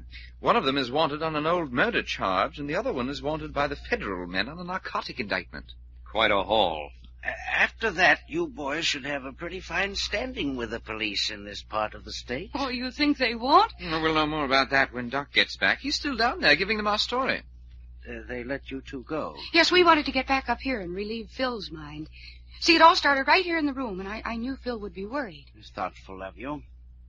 You said Doc Long was at the station. Where's Jack Packard? Oh, we dropped Jack off at Donald Robert Lincoln's. You dropped Packard off where? That's right, at Mr. Lincoln's home. Why? Well, Jack made a very interesting discovery. I don't see any reason for keeping it to ourselves, do you, Sonny? No, he didn't say to keep it secret. Great. We discovered the car used by the gangsters in carting us out to the desert was one belonging to Mr. Lincoln. What are you saying? Bit of a blow, huh? The gangster's car belonged to Donald Robert Lincoln? And Packard's gone to beard the man in his den? Oh, Jack can take care of himself. Wasn't he a friend of your father's, Sonny? Yes. He'd better be able to take care of himself. That fellow Lincoln is no one to play around. I realize you're only the butler and you have your orders, but I'll give you one more chance. Do I get in to see Donald Robert Lincoln? No. Well, you asked for it. I'm sorry, but there's no time to argue. And I better roll you behind the curtain so as not to upset the household. There you are. Sleep sweet. Yeah, let's see now. You said the library. This should be it. Jenkins, I said I didn't want to be disturbed. Stop it. I was fiddling with that door. If you look up from your work, you might be surprised. What's that? Yes. Who are you? What are you doing in my library? Now, don't get up. How did you get in here? Jenkins! No use calling for Jenkins. He's sound asleep on the floor behind the drapes in the hall. Is this a robbery? No. Then get out. Not yet. We've got some talking to do. People don't enter my house at will. You'll be behind bars before you're 24 hours older. Maybe. Now will you let me talk for a minute? Well, Say it and get out. Mr. Lincoln, you're one of the most prominent men in this section of the state. What of it? You have a good name, wife, 2 or 3 nearly grown children. What are you getting at? It'd be a pretty terrific thing to have that good name come tumbling down in ruins, wouldn't it? I'm beginning to see. You are? Blackmail. Wrong again. So you say. Lincoln, do you own a big black Roadmaster car? I do. Where is it? In my garage, naturally. No, it isn't. I say it is. And I say it isn't. I was round looking in your garage before I came in to see you. Just a minute. We'll see about this.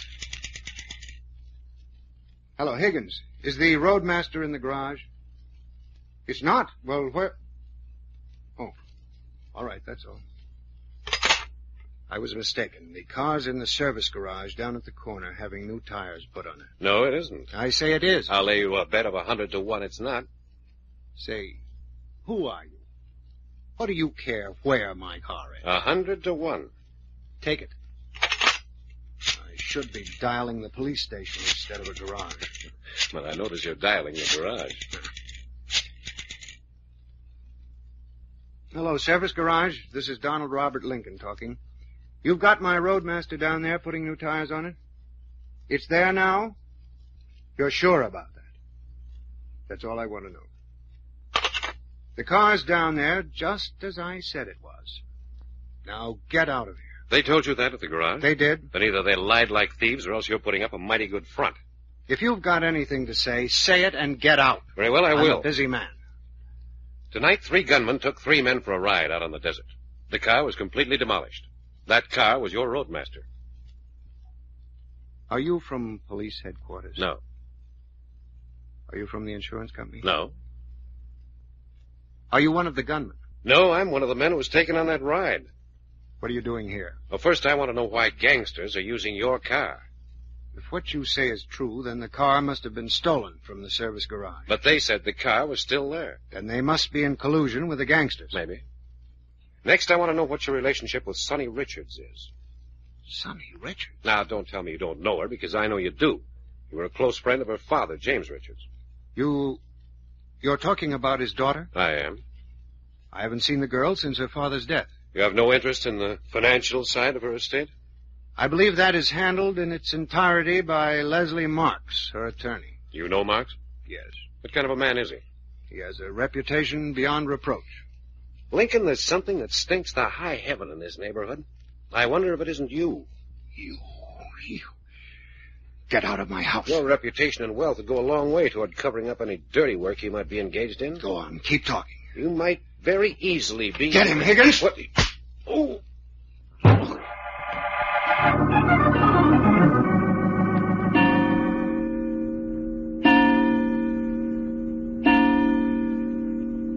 Open that door. Who, me? Yes, you. Sure. Where do you suppose this goes to? Blacker than the inside of your hat. Never mind. Spider. Yeah? Keep that flashlight on. Sure. Why don't we finish the job right here and get out of our way? Make too much noise. Wait till we get down to the basement. Yeah. So that's where we're going. Down in the basement. Looks like it. Come on, down them steps with you. But it's dark down there, fellas. Spider's got the flash on you. What more do you want? Well, I can't see where I'm walking. For all I know, I'm stepping off into space. You heard me. Get going. Come on, Doc. Oh, if you say so, Jack.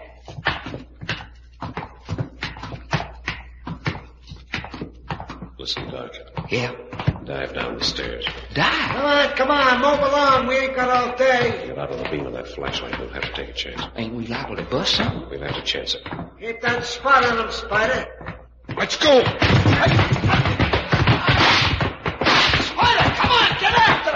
Doc, you hurt? Where are you? I'm okay. Well, come on. There must be an outside basement door. Yeah, let's go. Tiptoes. Keep it quiet. Hey, Spider, where are you? There I am.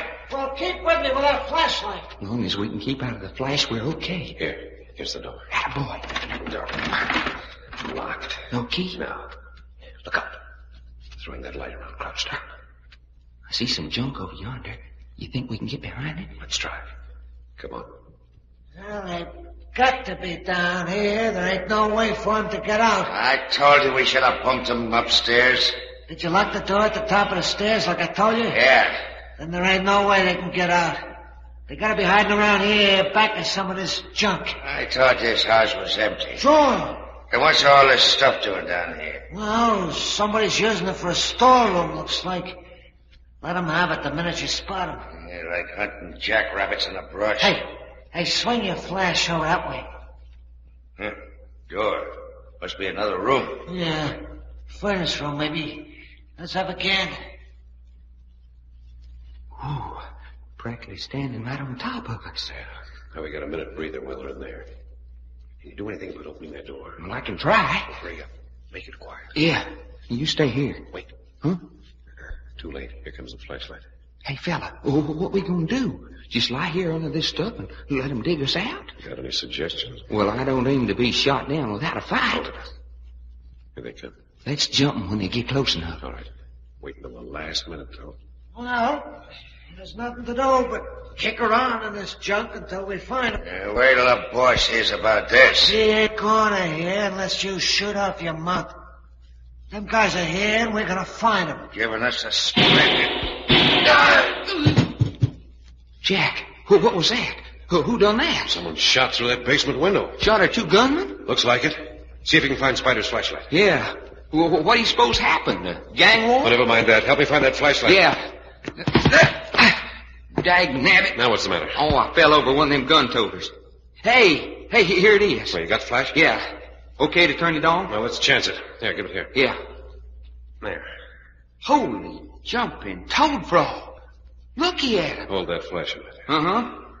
Hey, fella. Those two look like they've been shot with a box of tacks. Sawed-off shotgun from a distance. Sawed-off shotgun, huh? Yes, from that distance they were sprayed with shot. Neither one of them's badly hurt.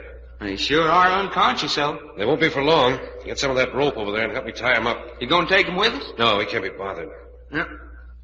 Here's some rope. All right, go to work. Yeah. How far is Sonny's house from here, do you know? Oh, middle of the next block over. Way I figure it. Good. Hey, coming with your man. Yeah, I got his feet tied up. Working on his hands. Step on it. Yeah. Hey, what do you want to know about Sonny's house for? That's where we're going. We are? Well, there he is. All right, come on. We've wasted too much time now. Hey, didn't you hear Spider say that he had locked the door at the head of the stairs? I got the key. Hurry up. Wait a minute. Come on. What we in such a hurry about? I'll tell you later. Outside with you.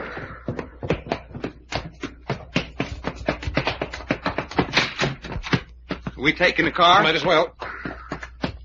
I'll drive. Get in. Go to it, fella.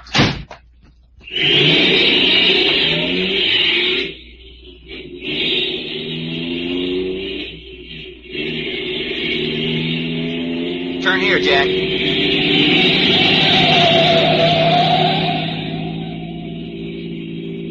I don't see Sonny's house. There she is, in the next block. Oh, yeah, okay.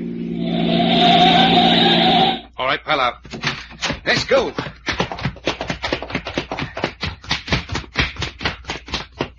I got the key, fella. Where to now? Upstairs to Arthur's room. To Arthur? Well, what's the kid got to do with this? He's in bed with broken arm. Maybe he is, maybe he's not. Come on.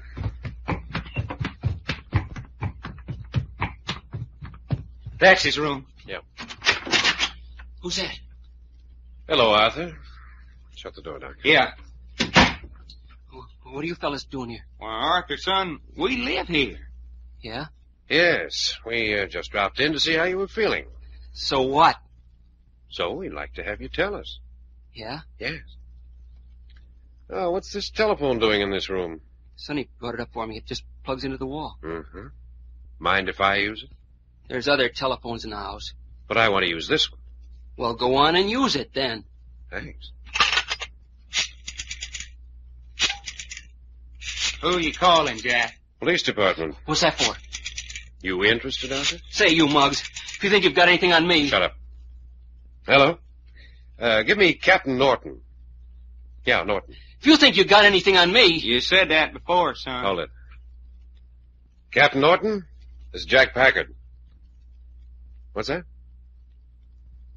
What do you mean, where did we vanish to? That's so? Never mind that. Listen. There's a big brownstone house at 1637 Sunshine Boulevard. Yes, 1637. Well, if you'll send an ambulance around to that address, you might find something that'll interest you very much in the basement. Yeah, in the basement. Me? Oh, I'm at Sonny Richards' house at the moment. No, not for long. I'll be going over to Phil Terry's room at the hospital in a few minutes. Okay. Get that ambulance out in a hurry. Bye. And that's that. What are you trying to do? Take me for a ride? Scared the pants off of you, didn't we, kid? Nuts. I thought you'd be interested in that conversation, Arthur. Yeah? Yeah. Why? Because 2 men were shot over there with a sawed-off shotgun. Yeah? Yeah. Well, what about it? I thought maybe you could tell us what about it. Are you crazy? Well, I don't think so. Well, what should I know about 2 mugs getting shot? I'm laying here in bed with a broken arm. Mm-hmm. Doc. Yeah? Pull the covers off him. Hey, what's the idea? Jack said to pull the covers off you, fella. You let me alone. There. Hey, Jack. He's got his clothes on. So I see. You 2 cheap gangsters. Now, never mind that. Why are you in bed with your clothes on? Because I feel like it. Just plain like to sleep that way, huh, fella? Got his shoes on, too, Doc? Nope, no shoes. And I haven't had any on. I was cold, so I put on some clothes and I got back into bed. Mm-hmm. This your closet? Yeah. Mm-hmm. Yeah, here's your shoes, all right. That's what I've been telling you. Your shoes, all right, Arthur, only you haven't been telling us the truth. Oh, yes, I have. No, because the inside of the shoes are still warm from having been worn. Well. Well, what? So it was your face I saw at the basement window, that other house. Hey, Jack. It was. Wasn't it, Arthur? I ain't talking. Jack, you mean it was Arthur here who sprayed them 2 guys with a shotgun? That's right. Arthur, you sure enough done that? I ain't talking, I said. But, fella, you maybe saved our lives. Who cares about that? Well, son, I do, for one. Well, that isn't the question. What I want to know is, why did you do it? Do what? Now, look, Arthur, that's just being silly. We know you did it, so stop acting. Yeah? What do you know about those men? How did you know they were taking us there? That's funny. Sounds just as though I hear somebody talking. Well, doing what you done made things a lot easier for us, fella. Why don't you come clean, and maybe we could make it easier for you. I tell you, I don't know what you're talking about. Well, I guess there's nothing else to do. What do you mean? We thought maybe you'd like to keep this a secret. Yeah? Yes. But if you're not going to talk, we'll have to discuss it with Sonny and your brother Phil. No, you ain't telling nothing to Sonny and Phil. You don't want them to know? That's all I asked. Don't tell Sonny and Phil. Why not? You heard what Phil said to me. You heard him say if he ever heard of me with a gun again, he'd turn me over to the cops. But, fella, you said you didn't know nothing about it. I don't, but if you tell Phil, he'll think I did. Son, it looks to me like you're almighty afraid of your brother Phil.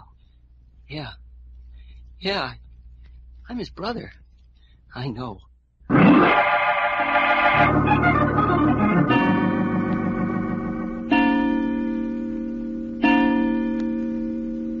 Phil, I hope you don't mind us using your room for a conference hall. The pleasure's all mine, Packard. Anything to break the monotony. As long as we don't tire you. When I get tired, Sonny, you'll hear about it. That's a promise. Arthur? Yes, Phil? Where's the wheelchair? I'm through with that baby carriage stuff. Yeah? How's the arm? It's in a cast. How do I know? Well, are we all here? No, we're waiting for Leslie Marks. Sonny's attorney? What's he got to do with this? Well, he's in on this with the rest of us. Oh, Reggie. Yes, Jack? Open that window. We need a little air in here. Correct.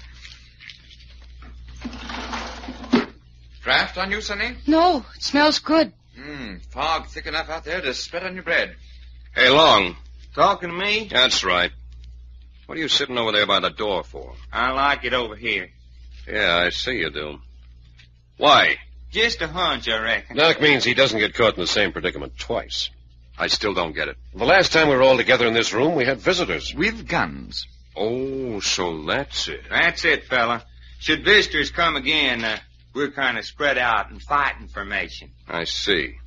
You by the door, Packard here by the bed, and York over by the window. And now you know as much as we do. But that's fantastic.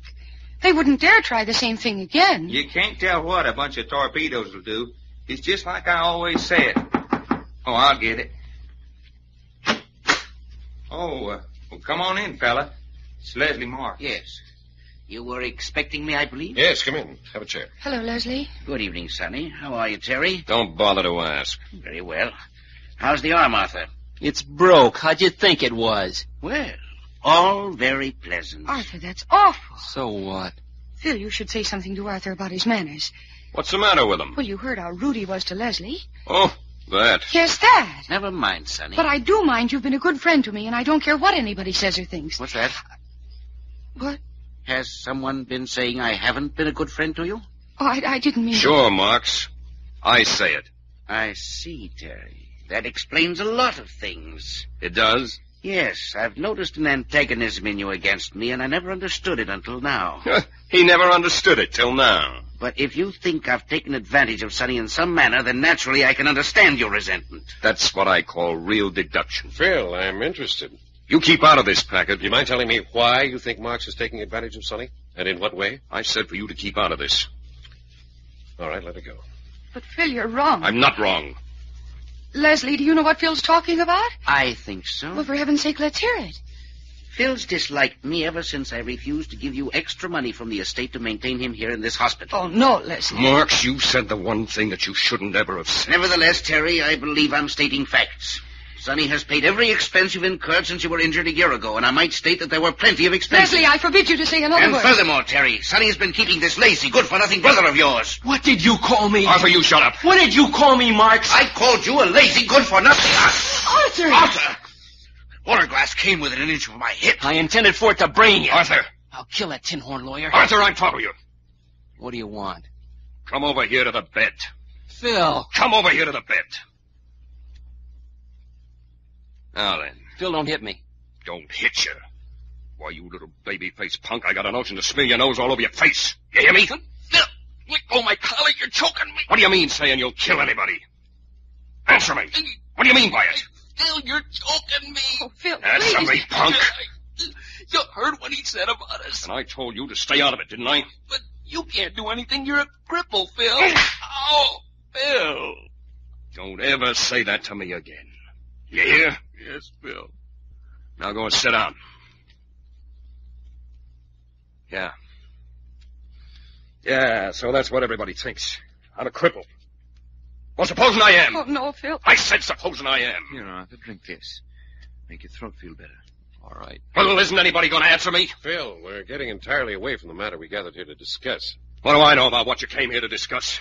You called the meeting? Yes, but I haven't had a chance to get a word in edgewise so far. Well, you got the floor now, haven't you? All right. I suppose you all know by this time that I went out to interview Donald Robert Lincoln and got thrown into jail for my trouble. Yeah, that was great work. Uh-huh. But I did accomplish one purpose. I've finally given the police a clue to this gang that's been working against us. What is that? The service garage where Lincoln has work done on his cars is definitely connected with the mob. Hey, Jack, I thought you wasn't supposed to tell that. Well, it's not supposed to be known generally. It's all right among ourselves. The police are watching that garage? Yes, but that's a side issue.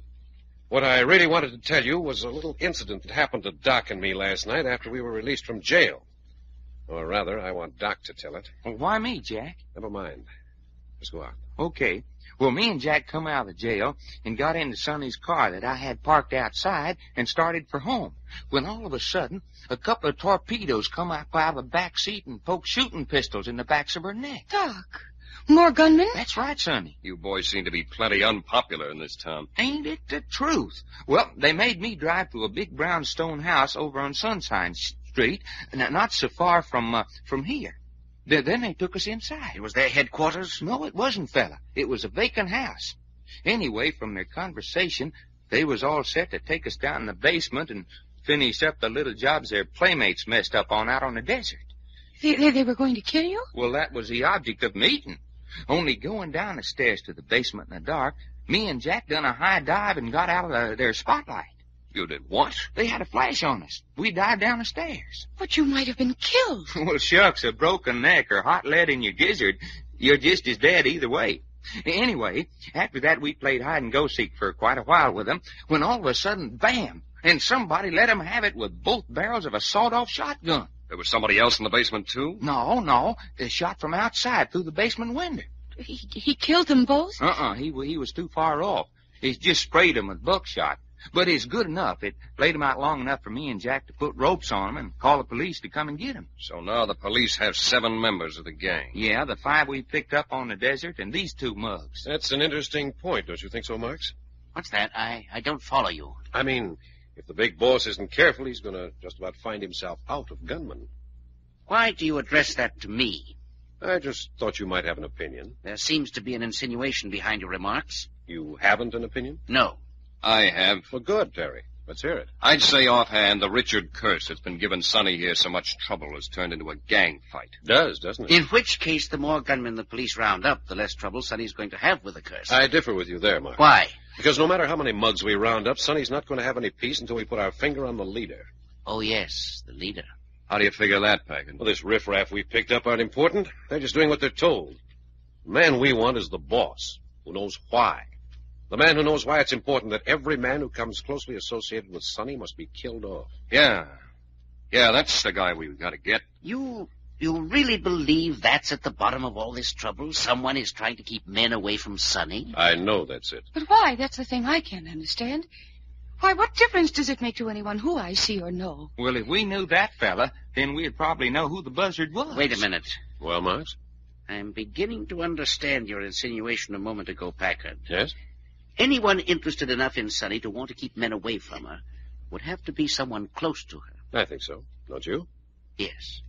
As her attorney and executor, I'm closer to Sonny than anyone else. Right. I'm the only man who has been close to her over the past year who hasn't been a victim of the curse. Let's say the victim of the gang. That's more accurate. Yes. Therefore, I'm the logical man to suspect. Now, that's what I call a beautiful analysis. However, you're wrong. Maybe. And I'll point out the flaw in your reasoning. Go ahead. What have I to lose or gain by Sonny's association with other men? That doesn't prove anything. Somebody's guilty and somebody's got a reason. You may have a secret reason just as much as anyone else. But I haven't. That's what you say. I say, Jack. That's right. You say it has to be someone close to Sonny. It seems logical. Well, who is there closely associated with her? I mean, besides Marks here. Well, there's Phil Terry here. Yeah, I'm a great candidate. I got the worst deal of anybody so far. At least the others are dead and out of their misery. Phil, dear. And don't call me dear. Don't call you dear. No. But why? Well, you're going to marry Packard, aren't you? Oh, yes. That's why. To get back to the subject. After Phil comes Arthur here. Yeah.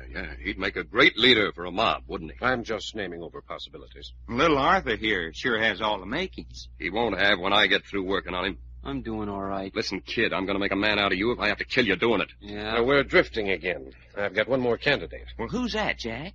Donald Robert Lincoln. Oh, but that's absurd, Jack. Mr. Lincoln isn't close to me. He was very close to your father. Supposing this thing reaches back. Lincoln, Packard, I think you've got something there. What do you mean? I just remember something about Donald Robert Lincoln.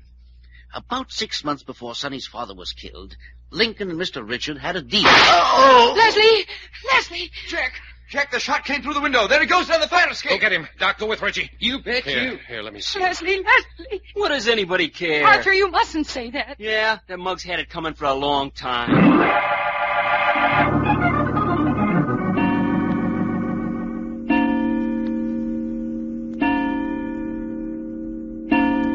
Well, at least there's one thing we know. That Marks feller ain't gonna die. He's a long way from being dead. Close that door, will you, Reggie? It's quiet.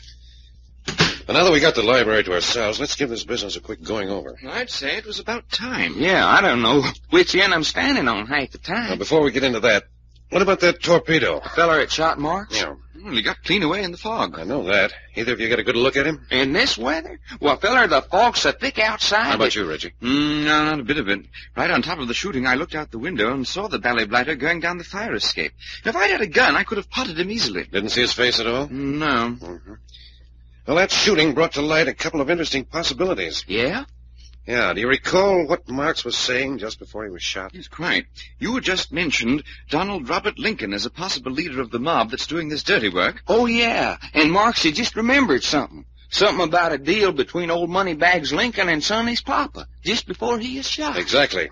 Could it be that the gunman shot at that particular moment to prevent Marks from finishing what he was about to tell us? But if that's true, then that would just about prove that Lincoln is the chap they were looking for. Yeah, gunplay to cover up something in Lincoln's past. That's one of the possibilities. Another one is the fact that Leslie Marks was only shot in the shoulder. Huh? What does that prove? Well, doesn't it seem a bit odd that Marks wasn't shot dead? Marks was sitting less than 15 feet from the window. I could have done a better job than that with a slingshot. No, fella, I don't think that proves anything. If all the bad shots in this world was laid end to end, besides that, he was standing on a fire escape and anxious to make his getaway. No, I don't think bad shooting proves a thing. Well, maybe you're right, but listen to my theory anyway. Well, spill it. Well, this is built on the assumption that Leslie Marks is the mob leader. I say, and one of his own men shot him? Yeah. You mean they're turning on him? No, it was a plant. We've talked so much about Marks being close to Sonny and not being bothered, he had to do something about it. So what does he do? He plants one of his men on the fire escape with instructions to shoot him in our presence. Joe, what a chance he was taking. Not if he knew his gunman. Some of these torpedoes can shoot the eyes off a fly. Oh, boy, it'd sure be an alibi hard to beat. Exactly. We saw him shot down, so naturally he'd be the last man in the world we'd suspect as the gang leader. So now we've got our choice between Lincoln and Marks. Yeah, and I put my money on Lincoln. You don't like my theory about Marks, huh? Well, fella, if you want the truth, I don't. Well, why not? Well, I don't know. I just don't. Sounds just a little bit like something they'd think up in the movies. Mm-hmm. You get what I mean? Yeah. Well, maybe you're right. I'd still like to know why the gunman didn't kill Marks at 15 feet, though. Yes, quite. Or why didn't he step into the room and finish up the job proper? None of us was armed. I mean to say, he took a bally chance making his escape down 4 stories on the fire escape. Well, don't get me wrong. I still think Marks is a good possibility. And now there's something else that's stuck out in our conversation over there like a sore thumb. Either of you get it? I guess I slipped up. Reggie? Yes, well, as a matter of fact, there was one thing. Yes, I thought you'd get it, because you weren't with Doc and me when we were taken to the brownstone house. Well, I still don't get what you're talking about. Well, you told the story of how the 2 gunmen held us up and took us down in the basement of the house. Then you said all of a sudden, bam, somebody shot him with a sawed-off shotgun. Yeah, I remember. Well, Phil asked, was there someone else in the basement? And you said no, the shot came from the basement window. Yeah? Well? I guess I'm just plain dumb. Don't you see, Doc, the subject was dropped right there. Not a single person in the room asked who fired the shotgun. And all the time, that was the thing I wanted to know most. I wasn't there, so naturally I wanted to know if you and Jack knew who fired the shots. Oh, yeah, sure. Well, don't you see? It was just as though everyone in the room knew who shot those 2 gunmen. Yeah. Well, even Sonny didn't ask. Not only Sonny, but Phil Terry and Leslie Marks. And Phil's brother, Arthur. Well, there was a good reason why Arthur wasn't curious. There was? Yes, we haven't had a chance to tell you before, Reggie, but Arthur wasn't curious because it was Arthur who did the shooting. Oh, look here, you're sure? Oh, we practically caught him red-handed. But will you tell me why Phil and Marks and Sonny didn't ask? You think they knew? Well, they knew something. But looky, you trust Sonny, don't you? Well, naturally. Well, couldn't we just get a hold of Sonny and get it out of her? Well, we might try. I don't like it. You don't like what? Why should Sonny be keeping anything from us? Why should she be keeping a secret with Marks and Phil Terry? Well, of course, she has known Marks and Terry much longer than she's known us. Yeah, but we're the ones who are trying to get her out of this mess. Yeah, it does kind of make you wonder, don't it? When are we going to be able to see Marks? Well, the doctor said not before tomorrow. Shock and the lot. Hey, we ain't expecting no telephone calls, are we, Captain? Hello? Yes? No, this is Reggie York. Yes, he's here. I say, Donald Hey, Reg. Just quiet. Yes. Yes, I'll tell him. Righto. What's the matter, Reggie? That was Donald Robert Lincoln. He wants us to come right out to his home. Well, ain't he got a nice disposition? He said to hurry. It was important. First he has Jack hit over the head and throwed in the calaboose, and now he invites him out to his home. Well, come on, we're wasting time. You mean we're going? Well, certainly we're going. Grab your hats. Well, shouldn't we leave a note for Sonny? Well, she's over at the hospital with Phil, isn't she? Yes, quite. Well, we needn't bother. We'll have to use her car, though. Yes, down in front. All right, we're all set. Well, what do you suppose this Lincoln feller's got on his mind? It'll be interesting to see. No, I still think we ought to leave word where we're going. Why? Oh, I smell a trap. Well, what of it? Yeah, we don't want the Marines galloping up to get us out of a hole. Righto. Well, here she is. You want me to drive, Jack? All right. Oh, here, just a minute. What's the matter? Well, let's make sure there aren't any torpedoes planted in the back seat on this ride. Hey, they wouldn't have the gall to try the same trick twice. I guess you're right. Up in the back, Reggie. That's right. Go ahead, slide under the window, Doc. Yeah. We're not going to a fire now, so take it easy. Just a backseat driver at heart. Get out! Get out of the car!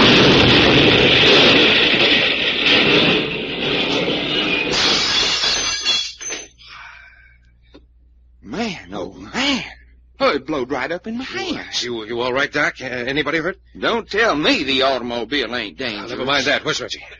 I'm safe. Here I am. Are you all right? Oh, I think so. I got out of the car, but the explosion knocked me flat. Will you tell me what done that? Certainly I'll tell you. One of our playful friends put a load of dynamite under the hood and wired it to the ignition. When you put your foot on the starter, it exploded. Well, fella, we're having more fun than anybody. You think so? I say, Jack, is this the reason Donald Robert Lincoln was so anxious for us to come and see him? Hey, you mean he's the one who had that exterminating powder put under the hood? Well, that's what we want to find out. Come on. Where are we heading for now? Across the park to the hospital. But hadn't we ought to get out to Lincoln? Well, this way's shortest. I said hadn't we ought to get... No. Okay, fella, you're the doctor. You coming, Reggie? That's correct. Crowd's beginning to gather back at the wreck. Yeah. If we're going to do much more of this 100-yard dash stuff, I'm going to get me a pair of running breeches. Across the street. Okay. Now come on to the elevator. We're going up to Phil Terry's room? No. You mean we're going to Leslie Mark's room? Yeah. Get in. 4th floor, please. But if the doctor said Marks wasn't to be disturbed... I still say Marks was too slightly hurt for all the fuss that was made. You sure are set on making Marks the villain, fella. All right, come on. You know which room Marks was taken to? Yeah, 432. Yeah, this is it here. Now we're here, what? Not a word. I'm going to see how quietly I can open this door. Uh-huh. Got it? Uh-huh. Can open it, crack.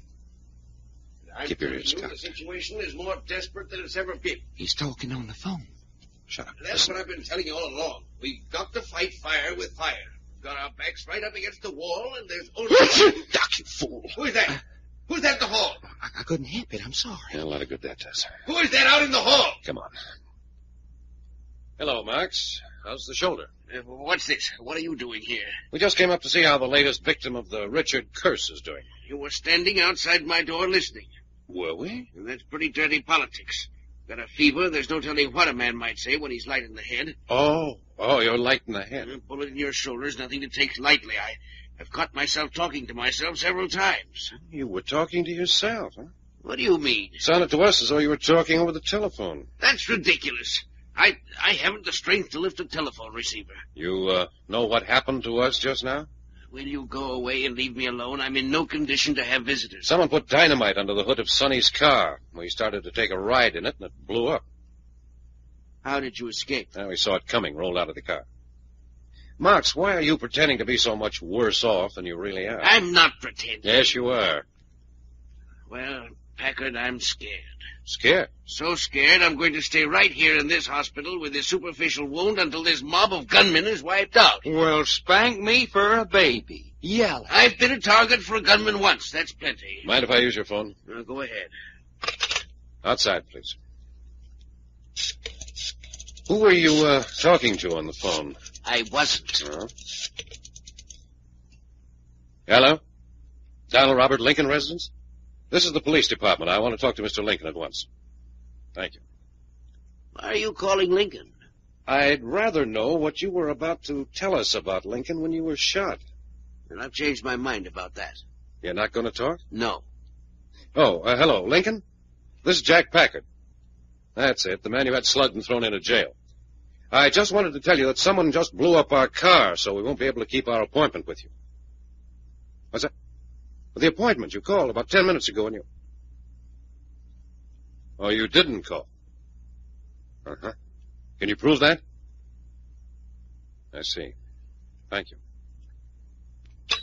Marks, Lincoln didn't call us. He's got an ironclad alibi. What about it? Just this. If Donald Robert Lincoln isn't the man we're after, then it's got to be you.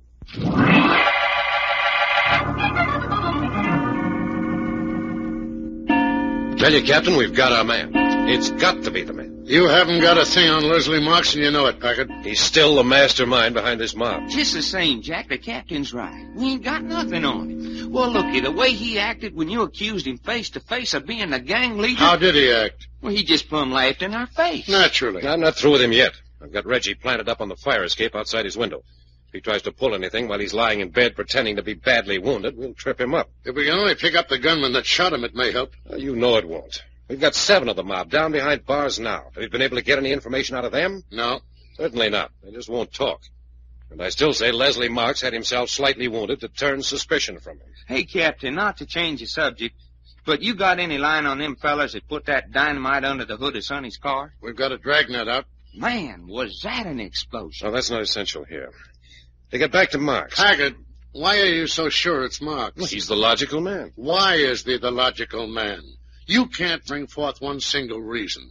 There's not one way in which he benefits by keeping men away from Sonny Richards. Well, there must be a reason. That's what's driving me nuts. But why? Why is he doing it? Why doesn't he want men around Sonny? Why is he trying so hard to get rid of Doc and Reggie and me? You tell me why, and I'll personally go up and put handcuffs on him. Wait a minute. Maybe we're getting somewhere. Doc. Yeah? Go up to Phil Terry's room and ask Sonny to come down here. Yeah, okay. Oh, and Doc. Now what? If Phil's brother Arthur's up there, bring him down, too. Only park him outside until we're ready for him. Why not? Now what do you think you're going to do? Look, Captain, we're going to stop looking for the man. You're going to do what? Yeah. For the moment, we're going to forget all about a mastermind. All we're going to try to find out now is why. This thing's not turning your mind, is it? No, look. All we're going to do is to try to dig out of Sonny something that might suggest a reason why someone would want to keep men away from her. Dig down into her mind. She must have the answer somewhere in her unconscious mind. She may not even know it's the answer. You see? No, I don't. Will you tell me how you're going to dig information out of a girl's mind if she doesn't even know it's there? No, I don't know. But it's worth trying. What do you want the kid for? Arthur? Well, he knows something, and I'm going to get it out of him. Something about the case? Yes. I didn't tell you before, but little Arthur was the one who sprayed those 2 torpedoes with buckshot. Those 2 men you picked up in the basement of that brownstone house. The kid did that? Yes. He won't admit it, but I know he did. Well, then he saved your lives. Well, maybe. But more important, I want to know how he happened to be at the brownstone house. How he happened to have a sawed-off shotgun. And why he went to all the pains of getting out of bed with a broken arm to come to our rescue. Yeah, it looks like a good bet. Why didn't you tell me this before? Yeah, because I thought They're waiting in here. Come on in, Sonny. What is it now? Doc wouldn't tell me anything. Shut the door, Doc. Yeah. I think you've met Captain Norton before, Sonny. Yes. Sit down here, Miss Richards. Thank you. Sonny, this is very important. I want you to think before you answer each question. Now think. Did anyone ever say to you, you must never marry? No. You're sure about that? For any reason whatever, at any time in the past? Yes, Jack, I'm sure. Not for any reason. Well, then, did anyone ever express a dislike of seeing you in men's company? That's an awfully hard question to answer. Why? Well, for instance, my father used to say to me that he wished I wouldn't go out with certain boys. And then after Father died, Leslie Marks urged me not to go around with Phil. Hey, he did? Oh, but that's nothing. Even Phyllis said that he wished I wouldn't be seen with certain men he didn't like. I mean, it's so hard to answer because, well, almost every man that's close to a girl disapproves of at least one other man. But none of them disapproved of you going out with all men. Oh, no, it was just men they personally disliked. Would you mind answering a personal question? Oh, yes, if I can. How many men have been in love with you? Oh, Captain, that's an impossible question. Well, all right, let me be more specific. Would you mind naming for us the men who have proposed marriage to you? Well, that's very personal. I said it was. Do you mind? Well, Phil, of course. We know that. And then, well, there were 2 boys while I was in college, Hugh Bartlett and Jimmy Pearson. They're in San Diego now? Oh, no. Hugh's back going to Annapolis. Jimmy's got some kind of a job with an oil company in the Philippines. Well, let's them out. Go on. Oh, I hate to say this, but Judge Morton... Old Judge Morton proposed marriage to you? Now, wait a minute. Isn't he the old friend of your father's that fell down your front steps and was killed? Yes, that happened only a week or 2 after he asked me to marry him. But he was old enough to be your father. I know. I was a little bit ashamed of it. The old fool. Go on. The only other person was... Oh, please don't get the wrong impression. He was very kind and understanding. You're talking about Leslie Marks, aren't you? Yes. I think that's all, Sonny. Any more questions, Captain? No. Sonny, I think the case is all wrapped up. You're the same as freed from the Richard curse now and forever. You know who's behind all this? Yes, and now I think we know the reason why. But who is it? Wait just a little while longer, just a few minutes. Well, may I tell this much to Phil? Sure, why not? Oh, I hope you know what you're talking about. Let her out, Doc. You are telling me the truth, aren't you? Positively. Oh, that's wonderful. That's wonderful. You want Arthur? He's outside. Shut the door for a minute. Well, there you are, Captain. There's your reason why. Leslie Marks wanted Sonny for himself. When he couldn't have her, he went a little crazy and determined to keep everyone else away from her. It's a reason, all right, but it's not good enough. Not good enough? How are you going to prove it?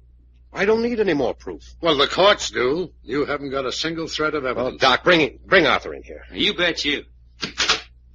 All right, Arthur. Come on in, son, and meet the law. It's all right, Arthur. Come on in, sit down. This is Arthur, Phil Terry's brother, Captain. Yeah, I've heard about you. How are you, Arthur? I hate cops. Oh, do you indeed? Yeah. Oh, no, that's just too bad. What have we ever done to antagonize you? I just don't like you, see? Yeah, I'm beginning to. Okay, now we got that straight. What do you want? Arthur, why did you take the trouble of shooting those two thugs in the basement of the brownstone house last night? I don't know what you're talking about. You're going to tell us if it's the last thing you do, so you might as well open up and make it easy for yourself. How did you know those gunmen were going to take us there? What gunman? Where? Where did you get that sawed-off shotgun you used? I've never even seen a sawed-off shotgun in my life. Where did you get that shotgun? I tell Where you... did you get that shotgun? Oh, go take a jump at yourself. You see, Arthur, we know more than you think we know. We know who the head of the mob is now. No, you don't. We not only know who he is, but why he's been carrying on this reign of terror. I don't believe it. We certainly do. All we're trying to get out of you is your part of it. Everything else is all tied up. Now I know you're lying. What's that? Sure, because if you knew the head of the gang, you'd know where I stood. Ha! Ha! Know everything, huh? You don't know nothing. Hackett, I think you better let me take this boy down to police headquarters. You ain't got anything on me. Shooting two men with a sawed-off shotgun? I think we got plenty on you, son. I didn't. That's not true. Unless you want to come clean, you're going to go with me. Yeah? Yeah. Well, I don't know nothing, see? Under those circumstances, young man, you may consider yourself... You expecting a call, Captain? No. Well, I'll take it. Hello? Reggie, where are you? What's that? Well, stay right where you are. We're coming. Captain, that was Reggie. Leslie Marks has been shot to death in his bed. Hey, what you talking about? Murder, shot in the hallway. Come on. Hey, where did you say that girl Sonny was going? Well, Sonny, well, she said she is going to Phil's room. What's that? Yeah, Sonny's up in Phil Terry's room. And Phil, the best news in the world. I've just come from Jack and Captain Norton. Captain Norton? Yes, he's from the police department. He and Jack and Doc are questioning people down in the hospital waiting room. Well, so Packard's called in the police, huh? But Philly's been working with the police all along. What are they doing down there? They're questioning people. They question you? Yes, and the strangest questions I ever heard. They've got Arthur down there now. Arthur? Yes, and they told me the most wonderful news. What sort of questions did they ask you, Sonny? Well, aren't you interested in the news? I asked you what sort of questions they asked you. Why, mostly about my personal life. First, did anyone ever forbid me going around with men? Asked you that, huh? Yeah, and then they asked me for the list of all the men who'd ever proposed marriage to me. Makes quite a list, don't it? With Jack Packard's name at the head of the list. Oh, Phil, I've got something to confess to you now. I mean, it's all right to tell it now. What's that? I'm not in love with Jack Packard. What's that? No. I'm sorry I had to hurt you by pretending that I was, but he said it was necessary to make people think we were going to marry. So you ain't in love with Packard? No. It was just a trap to draw the fire of whoever has been doing all these horrible things. So that was it. How come you're telling me this now? But that's it. There's no longer any need for secrecy. No? No. They know who the man is, and they're going to arrest him in just a few minutes. Who told you that? Jack, just now. He said to give them a few minutes more to clean up the details. Did he happen to mention the name of this man? No, he wouldn't tell. He said in a few minutes. You sure he knows? Oh, yes, I think that's why he has Captain Norton with him, to make the arrest. Mm-hmm. Sonny. Yes, Phil. Why shouldn't you know who this killer is? Like the rest of them? Well, I don't know. I think it's a dirty shame holding out on you. Oh, Phil, I don't know what you mean. It's very simple, Sonny. I think you ought to know. So I'm going to tell you. You're going to tell me? That's right. If I wasn't a bedridden cripple, I wouldn't have time to tell you because I'd be making my getaway. Phil, what do you say? But the way things are, there's no possible chance for escape. Phil, stop talking like that. Sure, I'm the guy. I'm the leader of the mob. It was a mighty good mob, too, until them 3 Boy Scouts busted in here. Phil, it isn't true. Sure, it's true. I've been head of the mob for 3 years, and after I was hurt, I kept right on being head of the mob. Why did you do this to me? What did I ever do to you that you should surround me with murder and horror? You don't know why. No. Well, then I'll tell you why. When I woke up in this hospital and saw I wasn't ever going to have you, I made up my mind right then that nobody else was going to have you either. I don't believe it. I don't believe it. And that still goes, see? Phil, where did you get that gun? I've been saving it. I knew this would happen sometime. I've been saving it. For me? That's right. If I can't have you, no one else is going to have you either.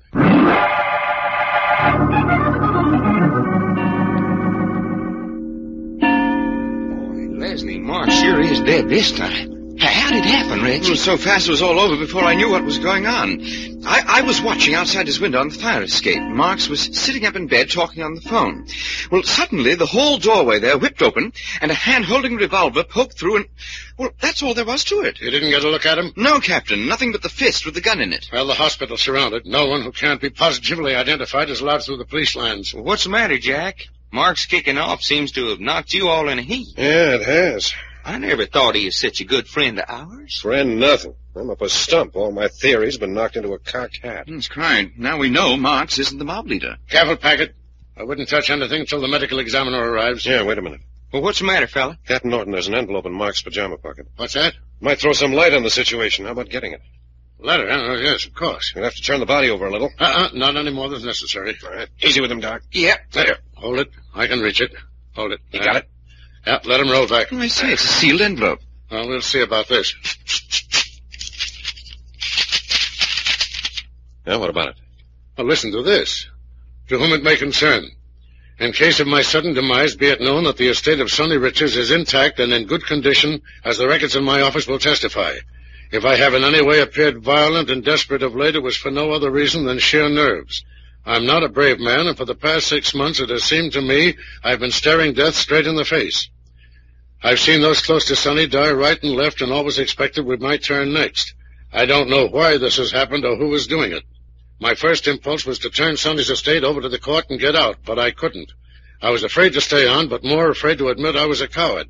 Since I've been attacked once before, there's every reason to believe I will be attacked again, next time probably fatally. So I write this letter. Leslie Marks. Bally pathetic. Well, Jack, you sure enough had Leslie Marks all wrong. It looks like it. I wonder if... I'll get it. Hello? Who's got it? Yes, he's right here. Captain Norton, it's one of your men. Oh, thanks. Hello? Yeah, you got him. Good, bring him right up here. Yeah, to Mark's room. Fine. What's that? I see. Cleaned out the place, huh? That's good. Tell Mahoney to book him incommunicado. All right.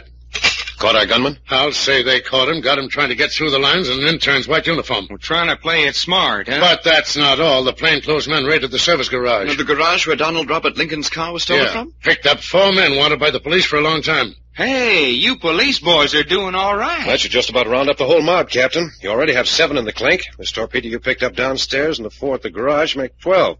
It's a pretty good-sized gang in itself. I'll say all except the leader. Yeah, a man we really want. Look, Captain, you don't need us for the moment. I'd like one of you to stay. Now, how about it, Reggie? I don't. All right, come on with me, Doc. Sure. Where are we heading for now? Down the hall to Phil Terry's room. Sonny's there. I know. I hate to have to break the news of Mark's death to her. Yeah. She believed in him right straight through. Well, the quicker she knows about it, the quicker she'll get over it. Well, this is it. Yeah. Hey. Sonny's crying. Come on. Hey, Jack. Jack, Phil Terry's got a gun. Yeah, so I got a gun. No, you don't. Come away from that door. What's all this about? Close that door, Packard. Sure. And don't try to run for it, because if you do, I'll drill Sonny right through the heart. You'll kill Sonny? Yeah. Now close the door. Come over and line up alongside Sonny at the foot of the bed. Both of you. Yeah, sure. There. So you know who the leader of the mob is. Who told you that? Sonny did. Told me everything, didn't you, Sonny? I wish I were dead. I don't want to live. Well, don't worry, Sonny. I'm going to take care of that, too, along with your two boyfriends here. So Sonny told you that we knew the mob leader. Yeah, what's so funny about that? Nothing. Only it looks like you've gone off half-cocked. Yeah? Yes, you see, when we told Sonny that, we thought that Leslie Marks was the man. Marks, huh? Yes, it never occurred to us that you were the man until we walked into this room just now and found you so hot and bothered. I see. So I played it dumb. Well, that's always the way it is with the smart boys. Sooner or later, they make that one big mistake. And that's the end. Okay, I can take it. Curtains for me. But curtains for a lot of other smart guys, too. Oh, gonna shoot us like dogs, huh, fella? Oh, that amuses you. Not very much. But looky, Phil, I can see why you might be mad at Jack and me.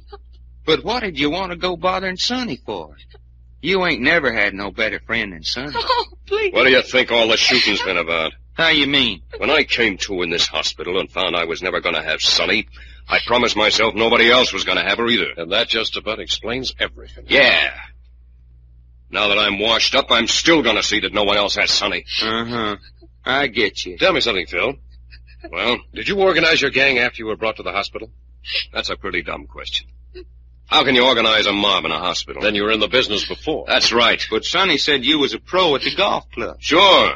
Swell blind and put me right next to the best people. One more question. The death of Sonny's parents in that plane crash was none of your doing. No, it was an accident as far as I know. And your own auto wreck was an accident? That's right. But all the rest of the deaths were the work of your gunman. Correct. Well, guess that's all. You got any more questions, Doc? Nope. Sonny? No. Well, here we are, Phil. Yeah, as you say, here you are. All lined up in a row. I ain't shot a rod since I've been in this place. But I guess I'll do all right. Yeah, and at 6 feet, you should ought to be terrific. Who's that? Hello, Phil. Arthur. What are you doing here? Wasn't you expecting me? What are you doing with that rod? Well, you've got one, Phil. We're brothers. We're just alike. Didn't I tell you the next time I caught you with a Sure, rod? Phil. Only this time it's different. Yeah? Yeah. I've known for a long time you was head of that mob. That was all right. I knew you were having folks pumped off. That was all right, too, but I kind of took a liking to Packard and Doc Long here.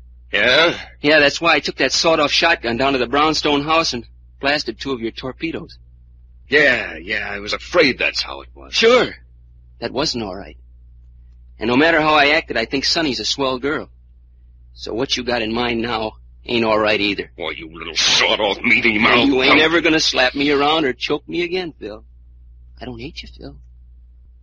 I wish I wasn't gonna do what I'm gonna do.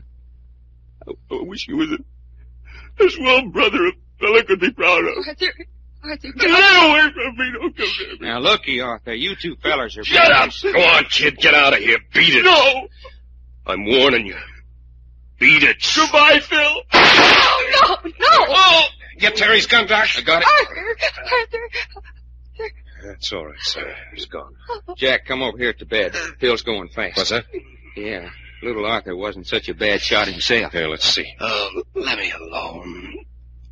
I'm washed up. Huh? How about Arthur? He didn't know what hit him. Oh, crazy little punk. I always told him I'd make a man out of him. Or kill him trying. Looks like you did both, fella. He sure was plenty a man for my money a minute ago. Well, so long.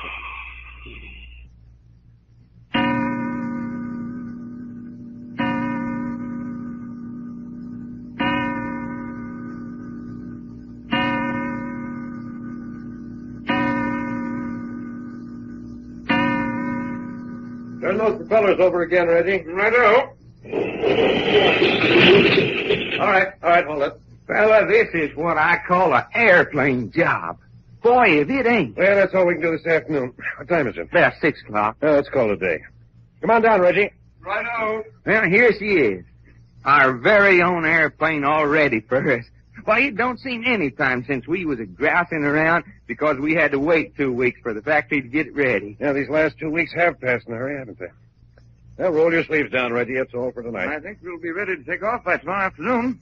Don't you, Jack? Then look out, Central America. Well, we can't get out of San Diego any too fast to suit me after what happened last night. You mean Phil and Arthur using each other for shooting targets? Yes, quite. Forget it. We're going to have a busy time if we get away tomorrow. Reggie, you'll have to finish up the work on the plane. Suits me. Doc, it's up to you to get our clearance papers for the ship and see to our passports. Yeah, I'll get 'em out and dust 'em off. Feller, I don't know when I've been so head up. Central America, doggone. Does promise a bit of adventure, doesn't it? Yes, sir. If it don't... What? Say. Hey, that's Sonny's boy. Well, what's she doing out here at the airport? Hey, Sonny, here we are. I thought I'd catch you out here. Jove, I hope there isn't any more trouble. Hello, boys.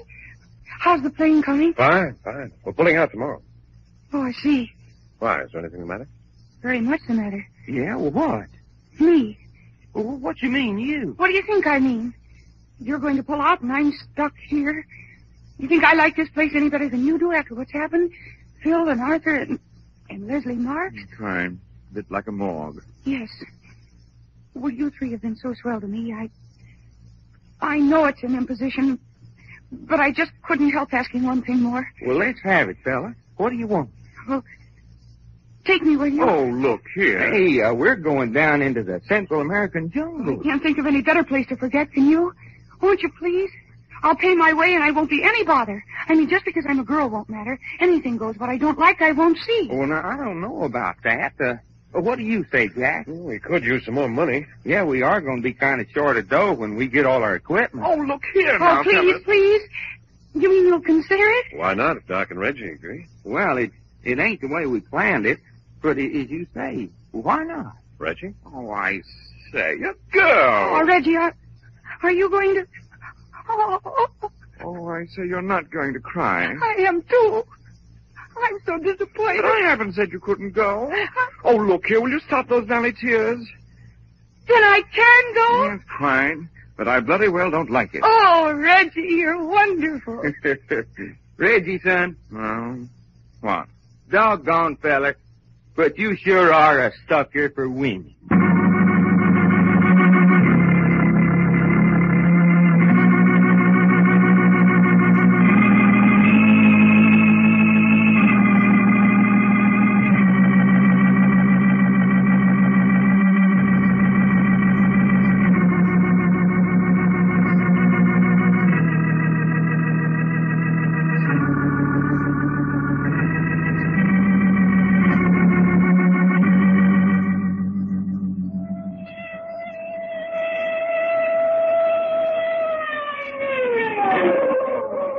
The further transcribed adventures of Jack, Doc, and Reggie will come to you tomorrow at this same hour. I Love a Mystery, written and directed by Carlton E. Morse, comes to you Monday through Friday, featuring Russell Thorson as Jack, Jim Bowles as Doc Long, and Tony Randall as Reggie York. Frank McCarthy speaking.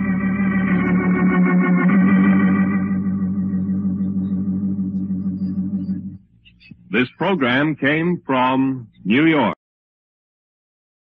Cerebral Cinema hopes you have enjoyed this movie of the mind.